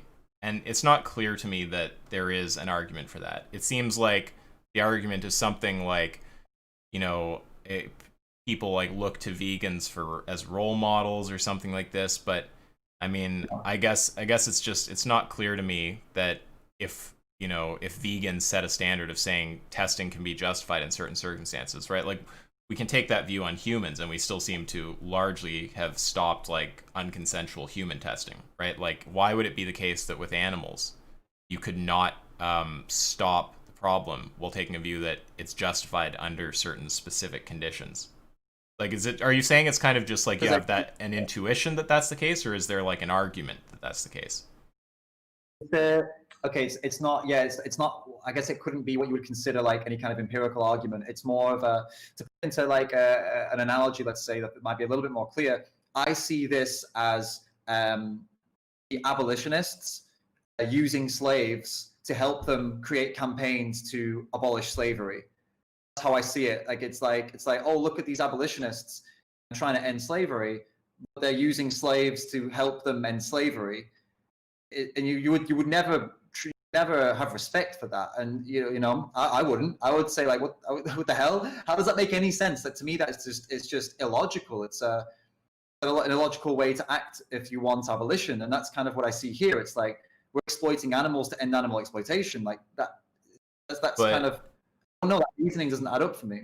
But wait, let's even with the abolition example, though, say that they supported using slaves in cases where it would, like, save, like, massive quantities of other slaves or something like this. Like, they'll enslave one person in cases where it will free, like, 3,000 slaves or something like this. Do you think that a kind of utilitarian abolitionist movement like that could never be successful in abolishing slavery? Could not. I don't believe it could abolish it because it would be contributing to it. Like, you can't abolish something that you contribute to. You are part of the system. You can't end it. You're helping it work. Well, presumably the slaves that they've enslaved won't live forever, and they just keep offsetting, the amount who's enslaved overall by, like, they decrease it by like 2,999 slaves with each slave that they enslave, and then those slaves die out or something like this. Like, is there actually a reason to think that, like, I would get your point if those slaves lived forever, or if their children were enslaved or something like this. But it's like, for every person enslaved, they stay enslaved. But yeah, I don't see that it's the case. Like, I can understand from a messaging point of view, like people find it easier because they don't think about philosophy. They find it easier to just understand, like, slavery bad, right? It's not easy to give a utilitarian message like Slavery, bad almost always, except in cases where it offsets suffering sufficient. Like, that doesn't sound as good, and you can see why people might have trouble with that. But if you're actually making an empirical claim that, like, properly structured utilitarian activism couldn't be effective in ending slavery or animal exploitation, I'm just not convinced of that. I guess, I mean, that's I think we've reached a point where, like, neither I don't know about you, but I can't prove that I'm right. I literally can't do that. It's not possible. But I still stand by my. I mean, you've not convinced me that I'm wrong either, if that makes sense. I can't prove to you that the way I see it is right, but I'm not convinced enough to say that this position is I don't know, false for some reason. Well, I've been Still mostly I've been mostly taking an agnostic position. I could think about what my actual views are. Like, in all honesty, I lean in the direction of it seems like it probably would be possible. It seems like if they do their messaging right, like, it probably work. But I don't even think I need to make the positive case. If you can't actually give an argument for it, then it seems like the position should just be agnosticism, which would not, like, really give you that basis to say that more animals will die if we justify testing in specific situations. Right? The question is whether you can make the positive claim. I don't need to convince you it's false. It's just, do you have a basis for saying it's true? And if not, it should just be agnostic. Maybe defining what an argument is would make sense here, because I feel like I put forward my my reasoning, like what brought me to that point. But I guess that's not considered an argument. I'd need to be more specifically, like, know what is an argument in the sense. Well, no, I think you have been giving arguments in an informal sense. Like, formally, an argument is a set of premises and a conclusion. So it's not that I'm rejecting what you've given so far as arguments. I mean, you start with, like, a claim that this doesn't save animals, and then you say it doesn't save animals, like, because we normalize it, and then you say the reason normalizing it doesn't solve it is because people look to vegans as examples and stuff like this. But and once we go down a few levels, then it seems like we run out of further reasons to think the thing. And that's sort of what I mean by the absence of an argument. Like, if we get down to some level where I'm just saying, like, why do we assume it's the case that if vegans promote this occasionally, the role models, right, if they promote testing in specific situations, or like abolitionists promote slavery in specific situations, but their messaging is, like, good and clear, why would we assume that it could never end that way? And, like, if the idea is, like, I mean, I guess that's where that's where it's bottomed out for me. Like, is there further reasoning from there, or is that just where you say it just kind of seems intuitive to you? Yes, yeah, I guess it would be intuitive to me. Yeah, I mean, I guess based on my understanding of where we're at, like, where we're at as people, as a society, I guess that's kind of my intuition. There's no data to back this up. There's no facts to back this up. This is my understanding and the way I view the world, the way we are right now in society, and how it responds and how it reacts, and our place in that as the vegan or animal rights movement. Yeah. So what we're left with is, we have, on the one hand, this data that we could kind of, like, calculate out about how many animal killings are offset by the purchase of these burgers. And then, on the other hand, to go against that, we have basically agnosticism about whether this extends the animal holocaust, or extends it infinitely, or something like that. So I don't see why the agnosticism would be stronger than the data. I guess, I mean, in a way, I guess I can't prove it, but it also, I guess, I can't disprove it either. So yeah, it's agnosticism. I get your point. But if you have, just generally speaking, when you have data on one hand and agnosticism on the other, which should be the choice? When we're just, and this doesn't mean that we have to commit permanently to the view. It's just, like, our best assessment. Yeah. What I would need to do is to I am left with the task of providing data to offset the data you brought to the table. If I want to prove you wrong on this, I need to prove my point with some data, like go and find some data on market research, stuff like that, people's opinions. rather than just my intuition. So I guess that's where we're left then, basically. So that gives me actually quite a identification of what I would need to do, to be honest. I think so. And just to be clear, the part that I'm not really agnostic about is like, it seems pretty clear to me that this will be offsetting deaths. Like that much seems like fairly clear. But the morality of it is somewhat blurry to me. Just if you want my actual position, because what I'm doing in here is I'm just playing agnostic and seeing if you can justify your position. But if you kind of want to know where I'm at, it's like in terms of the empirical question, yeah, it seems pretty clear it's going to save animals. In terms of the ethical question of is it going to save enough that I think it's going to justify the testing, I do think testing is pretty fucking hard to justify. So I do feel some like aversion there, and I'm not totally clear about the ethical question. I lean in the direction of it seems like it probably is going to be justified, because it seems like we're talking like this could be like a number like millions or something that are saved, which in the human case I'm pretty tempted in that direction also. So yeah, empirically speaking, I lean pretty hard into this saves animals. And then ethically, I mean, I guess I'd say I'm agnostic with just like a somewhat leaning into like it's probably justified. So that's where I'm at. But in terms of where we've reached in this debate, I think we agree right now the stronger case with respect to the empirical point is for this saving animals. And then we're still hung up on the ethics of it. Is that where we're at right now? Is that fair? It's safe to say I don't have any empirical data to prove that my points in terms of like number of animals, whereas there is data available like on hand, like right now, like you've done it before, working things out that way. So yeah, I'd say that's pretty much where we're at. I'd agree. I think we're at that exact point. Yeah.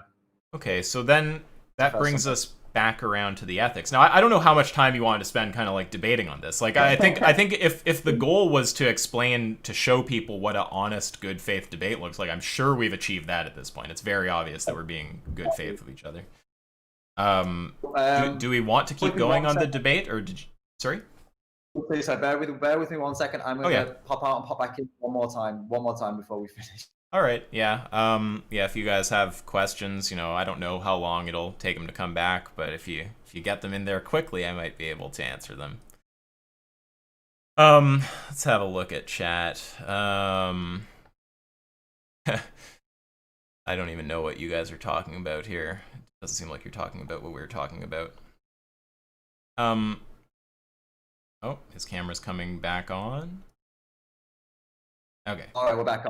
Now we're on the spotty Wi-Fi, so sorry if it just goes randomly in and out. We've used both of the phone's 4G limits. It's all good. Anyone that's wondering why, we're in India, so it's the Wi-Fi and the internet's really spotty. So I don't think we need to keep going. I think you're right. We've shown people, we've shown everybody watching like what it can look like when there's I wouldn't even call it's a civil disagreement. Like it was a debate, but this is how disagreements can be. Yeah. Because we have different opinions on this, but it didn't have to result in a fight, which it easily could have done, but it didn't, because it was like, no, let's just take it to pieces and see what we disagree on and what we agree on. And that was my whole aim for this. So I'm really happy we got to do that. And I'm really hoping that the people that see this live are like, this is cool, great. This is how I can discuss things with other vegans without ripping each other's eyes out. And also for those watching it on the the YouTube post or the Instagram post, those guys too. I hope they find something useful in this. I really do. I think it's been very useful for me. That's for sure. Yeah, I mean, I think I think that we definitely, in terms of showing like good faith discussion, I think we've certainly achieved that. So there's a highlight there. And when you say not necessarily a debate, I mean, I would call it a debate, but I just don't think debate has negative connotation. Like I debate my friends all the time. I debate my best friends. We just hash things out and argue and stuff. There doesn't have to be any negativity, and it would be silly for example, you and I seem you seem like the kind of person I'd be unlikely to get in a screaming match with. Usually the people I end up yelling at or getting in some big fight with are like very evasive, like won't answer questions clearly, stuff like that's the kind of shit that drives me nuts. But it would be silly for someone like you and I to get in a big argument or a fight, not an argument, but like a aggressive, because like we are so like we probably agree on like 99% of the ethics here. Like when it actually comes to the real world stuff we're talking about and trying to prevent, we probably agree on the fucking vast majority of it. And here's an edge case where I'm more agnostic than you. It's like, is that really? I mean, like I've of course ended up yelling at tons of vegans many times, so I'm not perfect here. But there's a certain like silliness to it, surely, when it's someone who like you're ethically aligned with on like so much, right?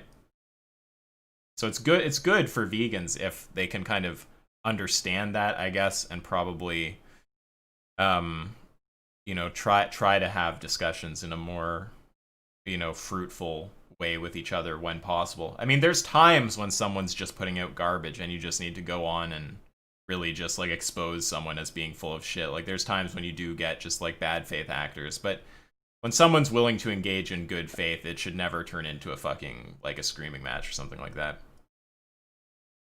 Especially between vegans. I mean, I think that what you just mentioned there, like taking someone apart, like debunking them and all that stuff, it should be reserved for the absolute last resort. And I see, unfortunately, people don't reserve it for the last resort. We see, I'm not going to name names, but there are people that have made entire careers out of trying to take down other vegans, like vegans, vegan Yeah. YouTubers and vegan social media influencers. They've literally become influencers from trying to take down people like Joey and Ed and James and Avi, and they've literally like made their entire life about that without even engaging with the people that they're trying to destroy. And they could engage with them because these people, they're in the community. It's not like there's some celebrity somewhere that they could never contact. It's like, no, they could contact them. They could have a solid discussion. They just choose not to, and they choose to instead go and call them out publicly and cause a big ruckus. And Hmm. for me, that's what I really want to see less of that. And I don't think anybody watching this is going to do that. But I mean, if you ever were thinking of doing that about me or even about Isaac, like we're right here. We're real people as well as these other people. They're real people. They're not just behind a screen. Like you can reach out to them and say, hey, I think what you said is bullshit. And then we can respond and say, okay, well, tell me what's upset you. And we can actually, you don't need to go out and make posts and call people and make videos about people, like, within your Yeah. own bloody movement. Right? We I, share ethics mostly, like you said. We share most of the same opinions on these things. yeah, like there's people who live in a echo chamber where they can't be reached at all, which is shitty. But Yeah. yeah, for me, it's like I'm pretty easy to catch in the Discord unless you've gone and gotten yourself banned. I mean, you can just come by and I'm on VC and you can just like I literally am just in a voice channel you can join frequently and you can just pop on and ask something. Or obviously, if you have a following, we can actually schedule like a conversation like this. But yeah, if someone can be reached out to, that's good. And I also just want to clarify. We talk about tearing each other apart or making videos on each other. I don't have a problem with that. Like, I mean, if there's someone in the vegan movement who's like saying some bullshit, but they're not way out there saying like crazy fucking evil shit. They're not like obviously being a bad faith actor. They just seem to have some like ethical confusion or something. I don't think that has to be like dealt with in-house, like behind the scenes. Like I think you can make a video about it, and there might be merit to doing that because if you deal with it in-house, they might not want to publish a correction or whatever. It's like you might want your response to be seen, but a response just doesn't have to be some like vitriolic hate thing. I mean, there's times when someone needs to just be like really taken to task. But if there's just a vegan who's taking some views you disagree with and you're kind of like generally supportive of what they do, it's like, yeah, it's fine to respond to them publicly, but just do like a philosophical critique or something like that. Save the big guns for people who are demonstrating bad faith and stuff like this. That's sort of my view on it. Yeah. Oh, yeah, I know. I get that makes sense. That's reasonable. I wouldn't completely disagree with it. I think I try. I mean, personally, I try to avoid making videos about or posts about other vegans in general because I feel like it gives a bad impression for anybody who comes to my page who's not a vegan and they see me talking negatively or criticizing another vegan. My page, my channel, it's not. I don't want it to be designed for other vegans. I want it to be designed for ideally for non-vegans, right? Try to Sure. attract people Can I to give an listen. Yeah. example? Like for example, someone like Seb Alex. I really like Seb, nice guy. We talk, and him and I disagree about some things.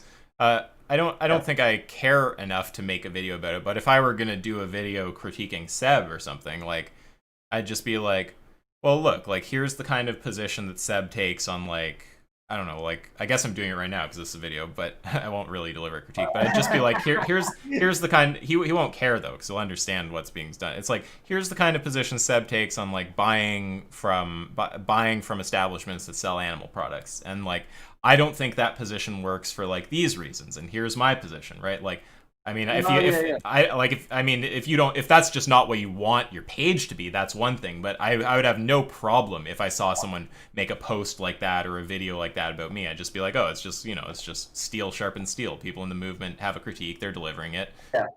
Yeah, it's fine. I like that's yeah, exactly. Like something like that. I think, especially because you know Seb, and especially because you know that Even it if I would. I didn't. mean, I think he would hate it. I think he would hate it though. I think he would absolutely hate it. But yeah, I get how you do that. I get why you would do that. But he'll hate the fact that we even talked about him here. He's like he hates that stuff.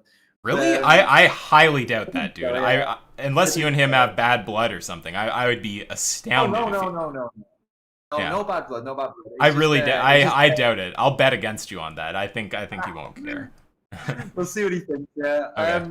But I guess yeah, I think that's the point I'm getting at. Yeah, is more about like the canceling thing. So I get your point. Yes. Like Yeah. the Sure. whole Agree thing, there. nice criticism. Like, hey, I don't agree with this point. I'm going to break down why I don't agree with it. I like that. I think I get you. That Sure. with that, I agree with that. That's cool. I think it's just yeah. What I'm referring to when I refer to these other people that have made careers out of doing that, I mean specifically that they've Yeah. tried to completely ruin people. Absolutely. I'll I've seen ruin it. all. Yeah. Yeah. There's whole It's really pages that are just dedicated to like this. Some of this comes from really cringy intersectional people. Like that. I mean, I have to say some of this is really common with that crowd. Like I won't name these pages because some of them are small and I don't want to give them attention. But there's some of these pages like on Facebook, for example, which I consider the most cancerous platform in existence. Because I swear to God, it's all like middle-aged dogmatic lunatics or something. But whatever. Anyway, there's some of these pages that are just dedicated to criticizing white saviors, and it's like they just have like these like disgusting memes of like James and Joey or like Ed, and they'll be like they'll put their faces on like Barbie dolls and call them like Ken or Karen or something, and it's just like it's like there's no way this has a positive impact. Like all you're doing is just shitting on activists, what in this case for like being white or something. Like what the fuck are you like talking about? So there, yeah, there's people just crazy. Yeah, I've been on that. yeah, I know. I reamed that idiot out. Told her to come debate me, and she cowered into the shadows like a complete piece of shit. Yeah. So the offer's open if you want to defend your view. You know who you are. Yeah, I don't know, man. I don't know. I unfollowed. I stopped looking at that page because man, it's depressing. It's just depressing shit. Oh, It's I like haven't looked in ever, but yeah. it's sad. But yeah, that's one of them. Yeah, it's one of them. But that's like an extreme example. That's like caricature Yeah. kind of version of this. Like what I'm talking about is like literally like there are some actual personalities, some actual individual people that have made like I made a video about it, or I mentioned it in the video. Like I've seen people go from like 2,000 to 5,000 subs or followers up to 20 within like 2 or 3 months from giving shit to like AV or Paul or James they're consistently giving them shit, like consistent. They've built a following from being like anti-mainstream veganism, or not even mainstream veganism, anti-mainstream activists, whatever you want to call them, just by being like a radical, which it's not really radical at all, but like by appearing that way, they built this following, and it's fucking depressing, man. Like people rally for that. Like Yeah. they love it. The drama, the gossip.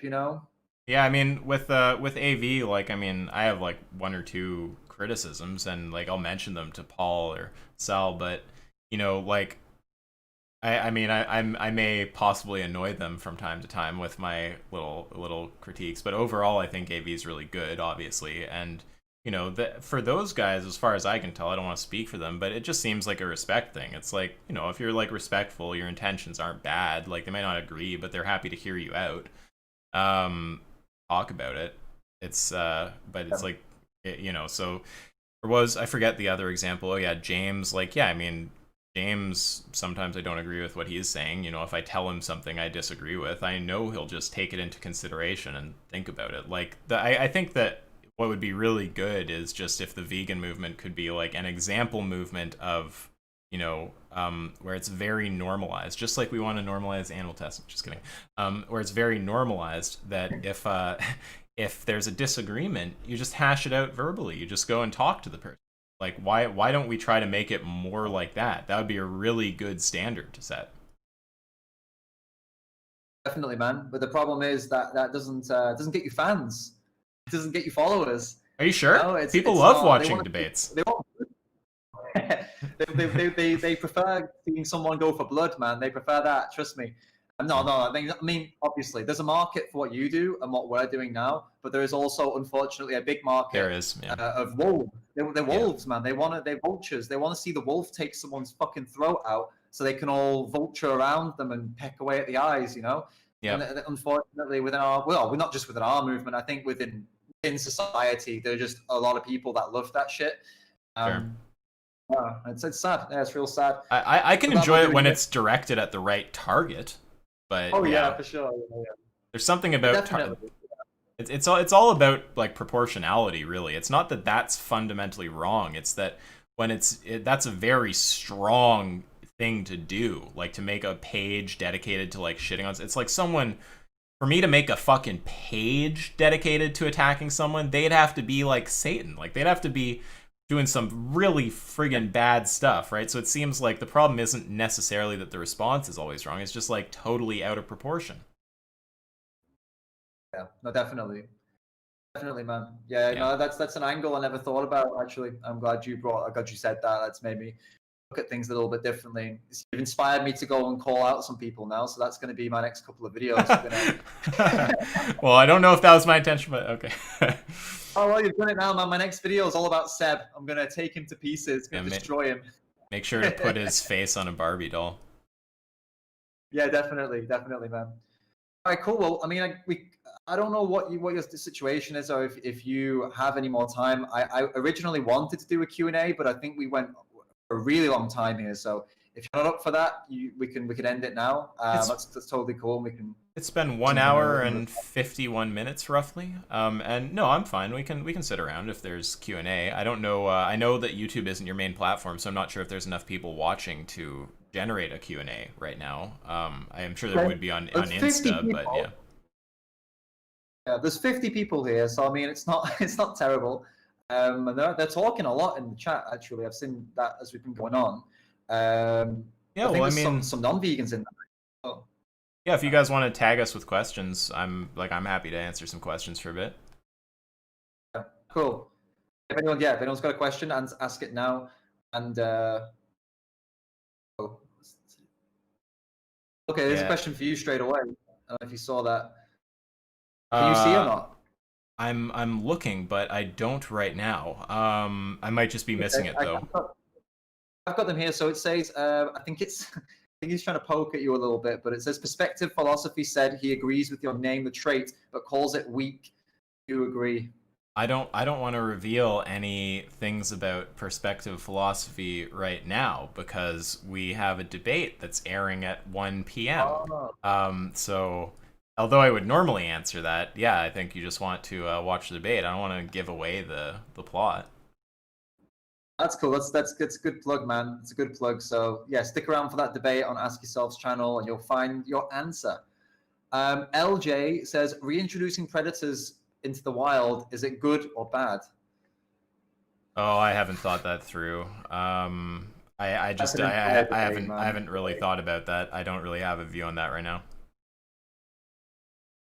For me, that's it's circumstantial. I mean, what circumstance are we talking about here? Like they've been injured and they need to go back, or like as in reintroducing predators that have died out in that area? Like what specific circumstance is that? That's what I want to know before I can answer it.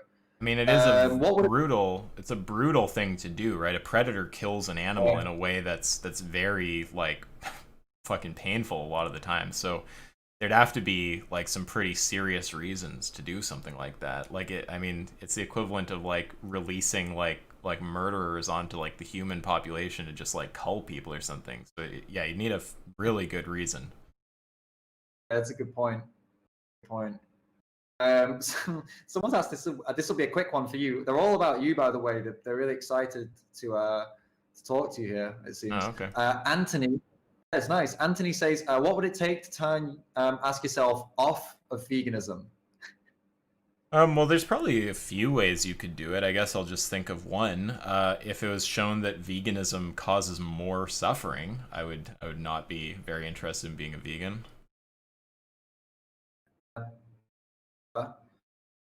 It's a simple question to answer. I guess there's only very, very specific circumstances, right? Yeah. That would put you in that position. We've got why do you support the Impossible Burger? We've already been through that.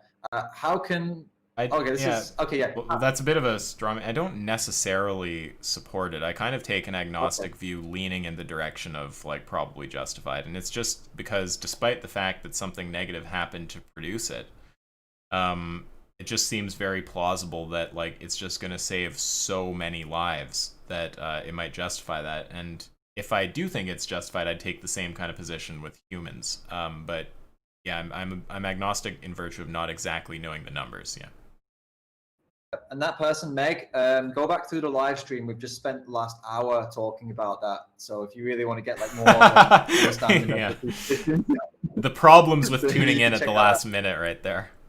Or uncharitably, the problems with not following the entire discussion at all. But I'm assuming she just came in later and it's not that. It's a long discussion, so I understand if they phased out for a bit. Someone, Neha, is asking, how can one in India promote veganism when they tend to hurt religious sentiments? I would answer that because I'm here right now. Yeah, and I would tell you that, there have been, I know many Indian activists that do exactly that. And hurting religious sentiments, honestly, they try to navigate as carefully as possible, but you can't avoid the fact that you are going to hurt religious sentiments when you talk about veganism to most people, because a lot of religion is dependent on the idea that milk is holy, or in Hinduism milk is holy, or in Islam the meat is holy and the sacrifice. So no matter which way you go at it, you're going to offend them in some way. It's just about how you offend them, I guess. There are better and worse ways to offend someone. I can tell you that from my personal experience, it's always better to try to work within their religion. So to say that, for example, milk in Hinduism, you could say, yes, that was thousands of years ago, though things have changed now. We don't do a lot of things that, thousands of years ago people did. And in Islam, for example, it's about animal sacrifice. You would sacrifice animals because they're very valuable, or they used to be very valuable, and it was actually a sacrifice. Whereas in the modern world, the value, like let's say, of these animals, both monetarily and in the sense of like they mean a lot to you, well, it's not the same anymore. So why would a Muslim sacrifice an animal that doesn't mean anything to them? It's not sacrifice. You're supposed to sacrifice something that actually is a sacrifice for you. So if you work within the religions, I find that that's where you can cause the least amount of insult. Or you could do what some activists do here and just go straight in there and attack the religion. But I really don't recommend that. That doesn't tend to go very well. I don't think that's very effective. But if you want to message me or email me on Instagram or my email, which is on my account, you can get it. I can give you some contacts, and you can find out a bit more about that from Indian activists. Oh man, we've got so many questions actually. That's funny, because since it's not your main platform, I mean, I assume on your main platform is probably Question Flood or whatever. I thought we might not have that many here, but yeah, people just seem to be going crazy. On it, man. And you know what's funny? On Instagram, sometimes we don't get any questions actually. But really? Here, people are really going for it. Yeah. Okay. I guess I'm going to maybe do this more often. I'll advertise on Instagram and post it on YouTube. I'm glad it worked out. We thought this was going to be a downside to have to do it over here, but okay. Yeah, definitely. Well,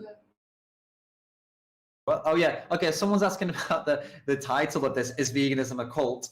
And we kind of got through that right at the beginning, where we did say that it's not a cult, because obviously by definition it's not a cult, but by the definition we were kind of using here is that do all vegans think the same? Because that's what cults do. They all think the same. Well, no. And we proved that because we had a debate where we both had not completely different, but we had a very different way of looking at the same topic. And most vegans have that. Even topics within veganism, vegans disagree on. So it can't be a cult because we have infighting. Cults don't have infighting mostly, or if they do, the cult breaks apart into two different cults. But veganism, you know what I mean? It's certainly not to the degree that veganism does. Exactly. Yeah. It's definitionally not a cult. It's not about like, I mean, what's the definition? Like religious veneration of a figure or object. So like, I mean, that's a ridiculous way to define veganism. So there's definitional point, and then yeah, I mean, the sheer level of disagreement among vegans and debate and discussion and stuff seems to cut against the picture that it's like this uniform, like Borg-like mob that all thinks the same thing or something like that. Definitely. There's not like a top-down forced like conformity of thought. I think that's the thing we're trying to kind of go against with talking about discussions. But yeah, sorry. Exactly. Okay, man. Yeah, exactly. This is not a serious question, but it's been asked a few times. I saw it earlier as well. They want to know, well, Corpus Callosum has asked it a few times, I think. When did you get your haircut? That's the question that it keeps popping up. Oh yeah, it's because I had this like insane hair going on for a while because of coronavirus. I got it cut, I think, last week, and I am very happy to have done so. When I walked in, yeah, my hairdresser, she was, I think she was trying not to laugh. Got pretty crazy, yeah. I saw you looking like some kind of surfer on one of your videos. Yeah, it was ridiculous. Last couple of videos. Yeah, I'm glad to be a human again. Another not so serious question before we get into a more complicated one, but they're asking, what's your favorite band at the moment? Oh, that's hard. Fuck. Who have I been listening to? Oh, I can't switch to it or it'll come up on screen. Oh wait, no it won't. It's set to capture Discord. Okay. So I have been liking Protest's new album, been liking Buried Alive. Those are two that I've been really liking, but I don't know if I could name my favorite like off the top of my head. That's a challenge. So yeah, I don't know. I like a lot of like prog and gent and stuff like that though. We have an album coming out actually. It's gonna be fucking cool. Protest the Hero, is that what you, when you said Protest, is that what you're talking about? Yes, yeah. Oh man, that's fucking sick. I didn't know you were into that kind of music. Yeah, we have the album out right now. Oh yeah, no, they put out this new one, Palimpsest. And yeah, I mean, I just like prog and gent and all that is fucking just amazing. We've been working really hard at getting this album produced through this year. In fact, yesterday I accidentally deleted the entire thing from the Google Drive, and I thought I had destroyed a year's worth of work, but then we managed to recover everything. But yeah, we got the album cover all done. It looks like really pro and fucking awesome. And we have all the tracks recorded direct input to a metronome with like the drums all midied out and stuff. So basically we have the raw ingredients that you just have to mix it and it's going to come out like totally legit professionally produced sounding metal music. So yeah, we're working on that. I want to get it out before school starts. Awesome. Yeah. Wow, it's pouring rain. I just got it. Right, it's just pouring rain. I just got to shut the window. Okay, you're back. Go ahead. Holy fuck! Right. Sorry, it's an absolute like storm out there. I've just got like water pouring in my window. Just maybe take one without me. Oh man. Yeah, sure. Okay. Oh well. What's the status of the question? I think we answered that already. Oh my god, there's some complicated questions here.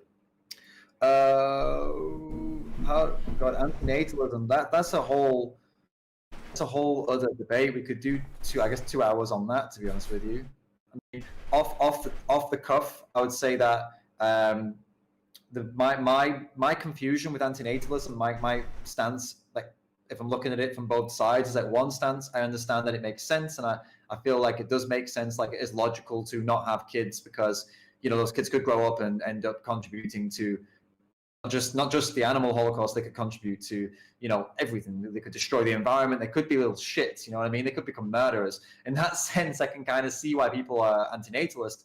On the flip side of that, in terms of a functioning society, needs to have It needs to have young people. So if everybody becomes an antinatalist, then society would implode, wouldn't it? I mean, there'd be no one paying taxes, so nothing could get done because all the old people would just be at home, kind of not working anymore, having no income. So they're the kind of two arguments I've heard about, for and against, and I'm kind of somewhere in the middle where I understand it, but then I also don't understand or haven't considered the implications of it because of those like societal implications. That's kind of where I sit on that. Yeah, I'm totally unconvinced of antinatalism. I'm not aware of why the world would be better if we stopped reproducing. There's a point that I'm more open to, which is just that it could be the case that there's just so much suffering in the universe, and will be forever, that it would be better if the universe didn't exist than if it did. But the idea that it's actually pragmatic in terms of like maximizing well-being or like rights or whatever to stop producing more humans, that I'm not at all convinced of. So I have yet to see a persuasive argument for antinatalism. I think, yeah, I've only seen like very basic ones. I've never actually got into like a proper debate about it, so I couldn't tell you like from an antinatalist, like someone who's a hardcore antinatalist. I've never really got into that. I mean, the ones that I've met have not really brought any rationality to the table. It's just been kind of like a lot of emotion. So if somebody had really thought this through and brought it to me, then I'd consider it. But so far, that's not happened. Talk to Avi about it. Avi's built some pretty interesting pro-natalist arguments. One of them is this like niche replacement argument, which it hasn't been formalized, but the idea is roughly something like, if we look at the amount of well-being in like a cubic mile of human versus wild space, it's clearly higher in the human space, right? We have like modern medicine and police and law and order and stuff like this, for a reason. It's obviously better than it is to be in a wild state. So then, if that's the case, it seems like we want to replace as much wild space as possible without, of course, decreasing the very things we care about, like well-being, by, for example, destroying the environment. We want to replace as much wild space as possible with human space, which requires natalizing. So, yeah, there's that argument. Then there's a counter to that where you say humans are generating a ton of animal suffering, but then the counter to the counter is just to say, okay, but then the solution is like to have more humans and to become ethically better, not to stop existing. So yeah, I think the arguments actually for natalism seem pretty convincing, and I've just not seen any kind of convincing argument for antinatalism.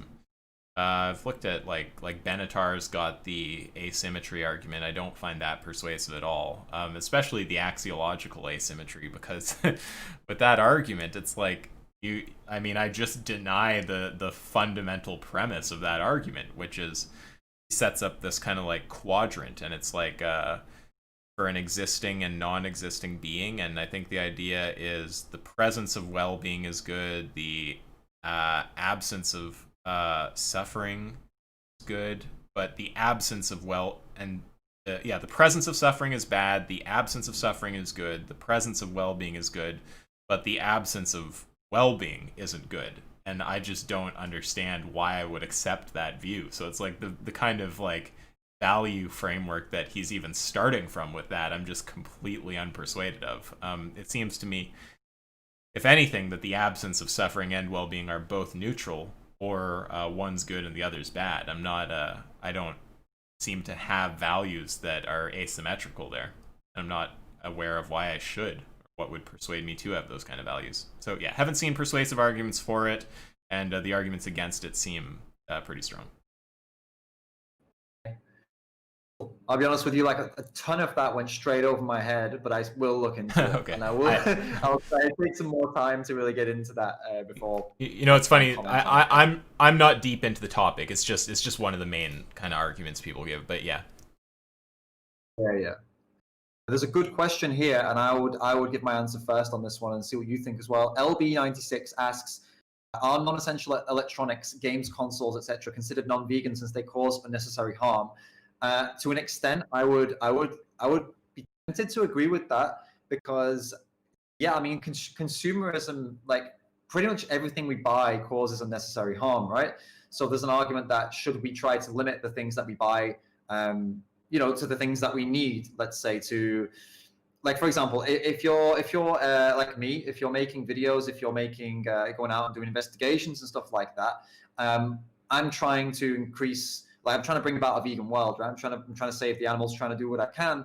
So for someone like me to buy camera equipment, I see that as justified. If I have to buy it brand new, I see this as just justified because I'm going to use it to try to, you know, change the world, basically, right? I'm trying to change the world.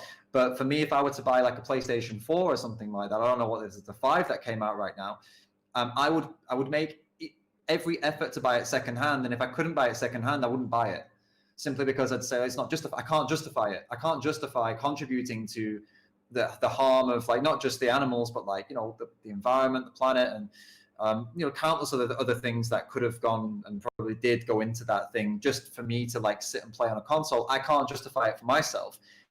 It's not that I hold anybody else to that same moral standard, but that's kind of my thoughts on that. So I kind of, yeah, to an extent I agree with it, but I wouldn't say that I would include it in veganism as such. I think this is more like a individual ethical perspective, indirect harm, right? And we can't tell people. I think veganism should really focus on direct harm, because that's a big enough problem without going into indirect harm. Because if we go into indirect harm, it literally never ends. Like literally never ends. So that's, yeah. I don't know, some Well, thoughts of mine. to say it literally never ends means that there'd be an infinite amount of suffering in the universe. I don't know about Yeah. that, but I'm just nitpicking. Yeah, I just am not even, like, I can't even state how unpersuaded I am by arguments like that. Like, what is the argument that suffering increases from buying a PlayStation? Like, why would I think that? I mean, sometimes people will say things like, oh, you know, like the workers who produce these things are in suboptimal conditions. It's like, well, I mean, people work the best jobs they have access to. You can't just look at, is their condition suboptimal? You have to look at, is the alternative better? You defund it, presumably they'll work in something shittier for lower pay. So I don't see why that would be a reason to not buy it. So yeah, I've not seen any kind of persuasive argument that anything I care about goes down when I buy like a PlayStation. Not that I personally own a PlayStation. There's one other thing I want to say about that. Oh yeah, the kind of people who are persuaded by that usually take like a negative utilitarian view, which is this view where the only thing we care about is reducing suffering. There's more modest forms of that view where it's just we care more about reducing suffering than maximizing well-being. But yeah, I think negative utilitarianism is. I would not just say that I disagree with it. I would say that I actually view it as like basically an insane point of view.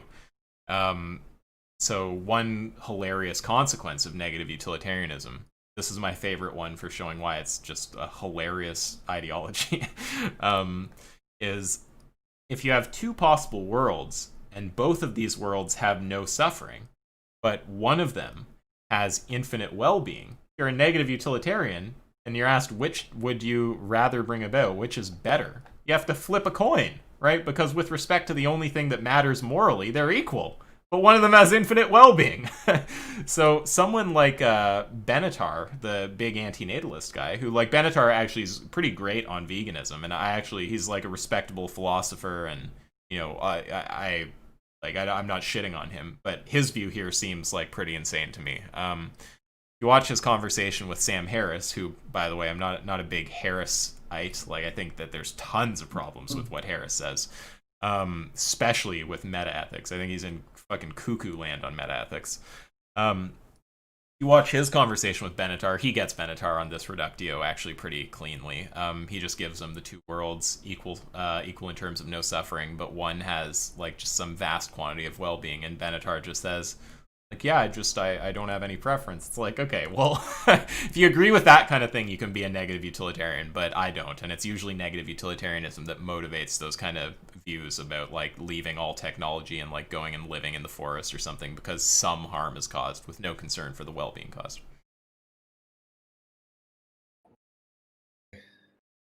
Cool. That was a lot, man.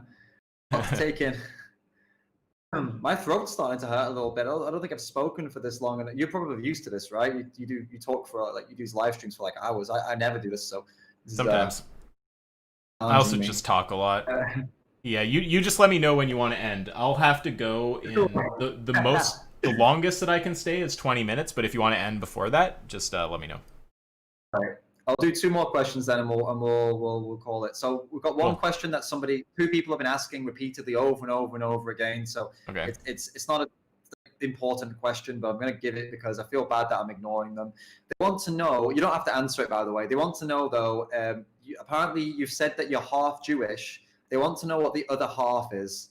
They've copied and pasted that question about 20 times, 2 different people. So I don't know what Well, the my they've done that. my dad's side of the family is Jewish. My mom's side is Christian. Okay, cool. See, I don't know why they're I don't obsessing know. with that, man. There's a chance they were asking like ethnically, actually, and not religiously. If you're asking ethnically, then the other half is Irish. Oh, okay. Cool. All right, that question's done now. Yeah, Thankfully, they can stop it is a asking little it. weird. Seriously, I've been Yeah, you do really some good, dude. Really good. you do some content shitting on some of the far left stuff, right? That you'll get some of the crazy right wing like Jewish conspiracy lunatics if like just even though there's good reasons to shit on some of the crazy left stuff. If you do that, you will get some of the crazy people. It might just be people fucking around, but if it is crazy like JQers or something, that could very well be why. Got it, man. Got it. Yeah, I mean, yeah, I'm probably gonna. I'm shitting on. I'm not shitting on only the lefties. I'm shitting on everyone right now, lefties and righties. So I'm gonna get shit from all of them. Yeah, of course. I've got some plans. You'll see. You'll see on my YouTube. I'm gonna cause some serious shit in the next couple of weeks. So it's gonna be good. Okay, so we'll have one last question. Is it reasonable that someone who is vegan should be able to find solutions to their problems in the animal agriculture to prove their position of veganism? I don't understand the question. What is it? Can you say it again? I guess, yeah, okay. I guess they are trying to ask: Do we have to provide solutions to the issues in animal agriculture to prove veganism is viable? So, like for example, I guess it's to like help people in animal agriculture, let's say, or help them change, or do Oh. we have solutions to Oh, prove that veganism is a viable option? well, so viable there, I take that to be kind of like a value word. Like, I mean, I assume viable means something that people will agree with. So under that interpretation, I would say no, but it's helpful, right? Like, people will still agree that slavery is wrong, even if you don't have some like alternative employment path for slave owners or something. But yeah, obviously it helps to have that because then you can just be like, you can just answer those questions by saying like, look, it's not justified, and even if I didn't have a solution to that, I still think my position would be persuasive because the sheer moral wrong outweighs like these people having to just go on the job hunt. But actually, I do have an answer, and like here's how they could transition into like plant agriculture or whatever the fuck. So helpful, probably not necessary because a lot of people seem to get convinced without having to even talk about that. I know you only wanted to ask one more, but one person put in a super chat, so I feel like I maybe know, yeah. yeah, might be worth hitting. So yeah, I responded. I told them that we'd ask it. Yeah, I spotted it. So Cold Poison has asked. Someone here claims that threshold deontology is weak because it doesn't commit to deontic claims and it is rejected by literature. What is your take? Well, I mean, I take weak to be a value term there, so they're saying like they don't agree with it or something like that. And if they don't agree with it, in virtue of it not like hard committing to deontology, then like okay, I guess you can disagree with for that reason. That doesn't persuade me to disagree with it. And rejected by the literature. I mean, I'm not sure exactly how you mean that. If you mean that there's like discussion around it and there's people who don't hold the view, then yeah, I'm sure that applies to like the other ethical positions also. But if you mean that it's been like shown to be like incoherent or something like that, then I'm really not aware of how that's the case. And if that is the case, then do come by the Discord, leave a message in my inbox showing where it's been like shown inconsistent or something like this, because I'd be interested in that. If that's the case, I would stop promoting it. But if I had to bet, I would assume that's probably just some philosophically illiterate person who's salty about threshold deontology and just wants to say literature though without having an argument. But if there actually is an argument, just yeah, come by the Discord and throw it in there and I'll check it out. Awesome, man. Well, I think that was I really enjoyed that. It was very useful.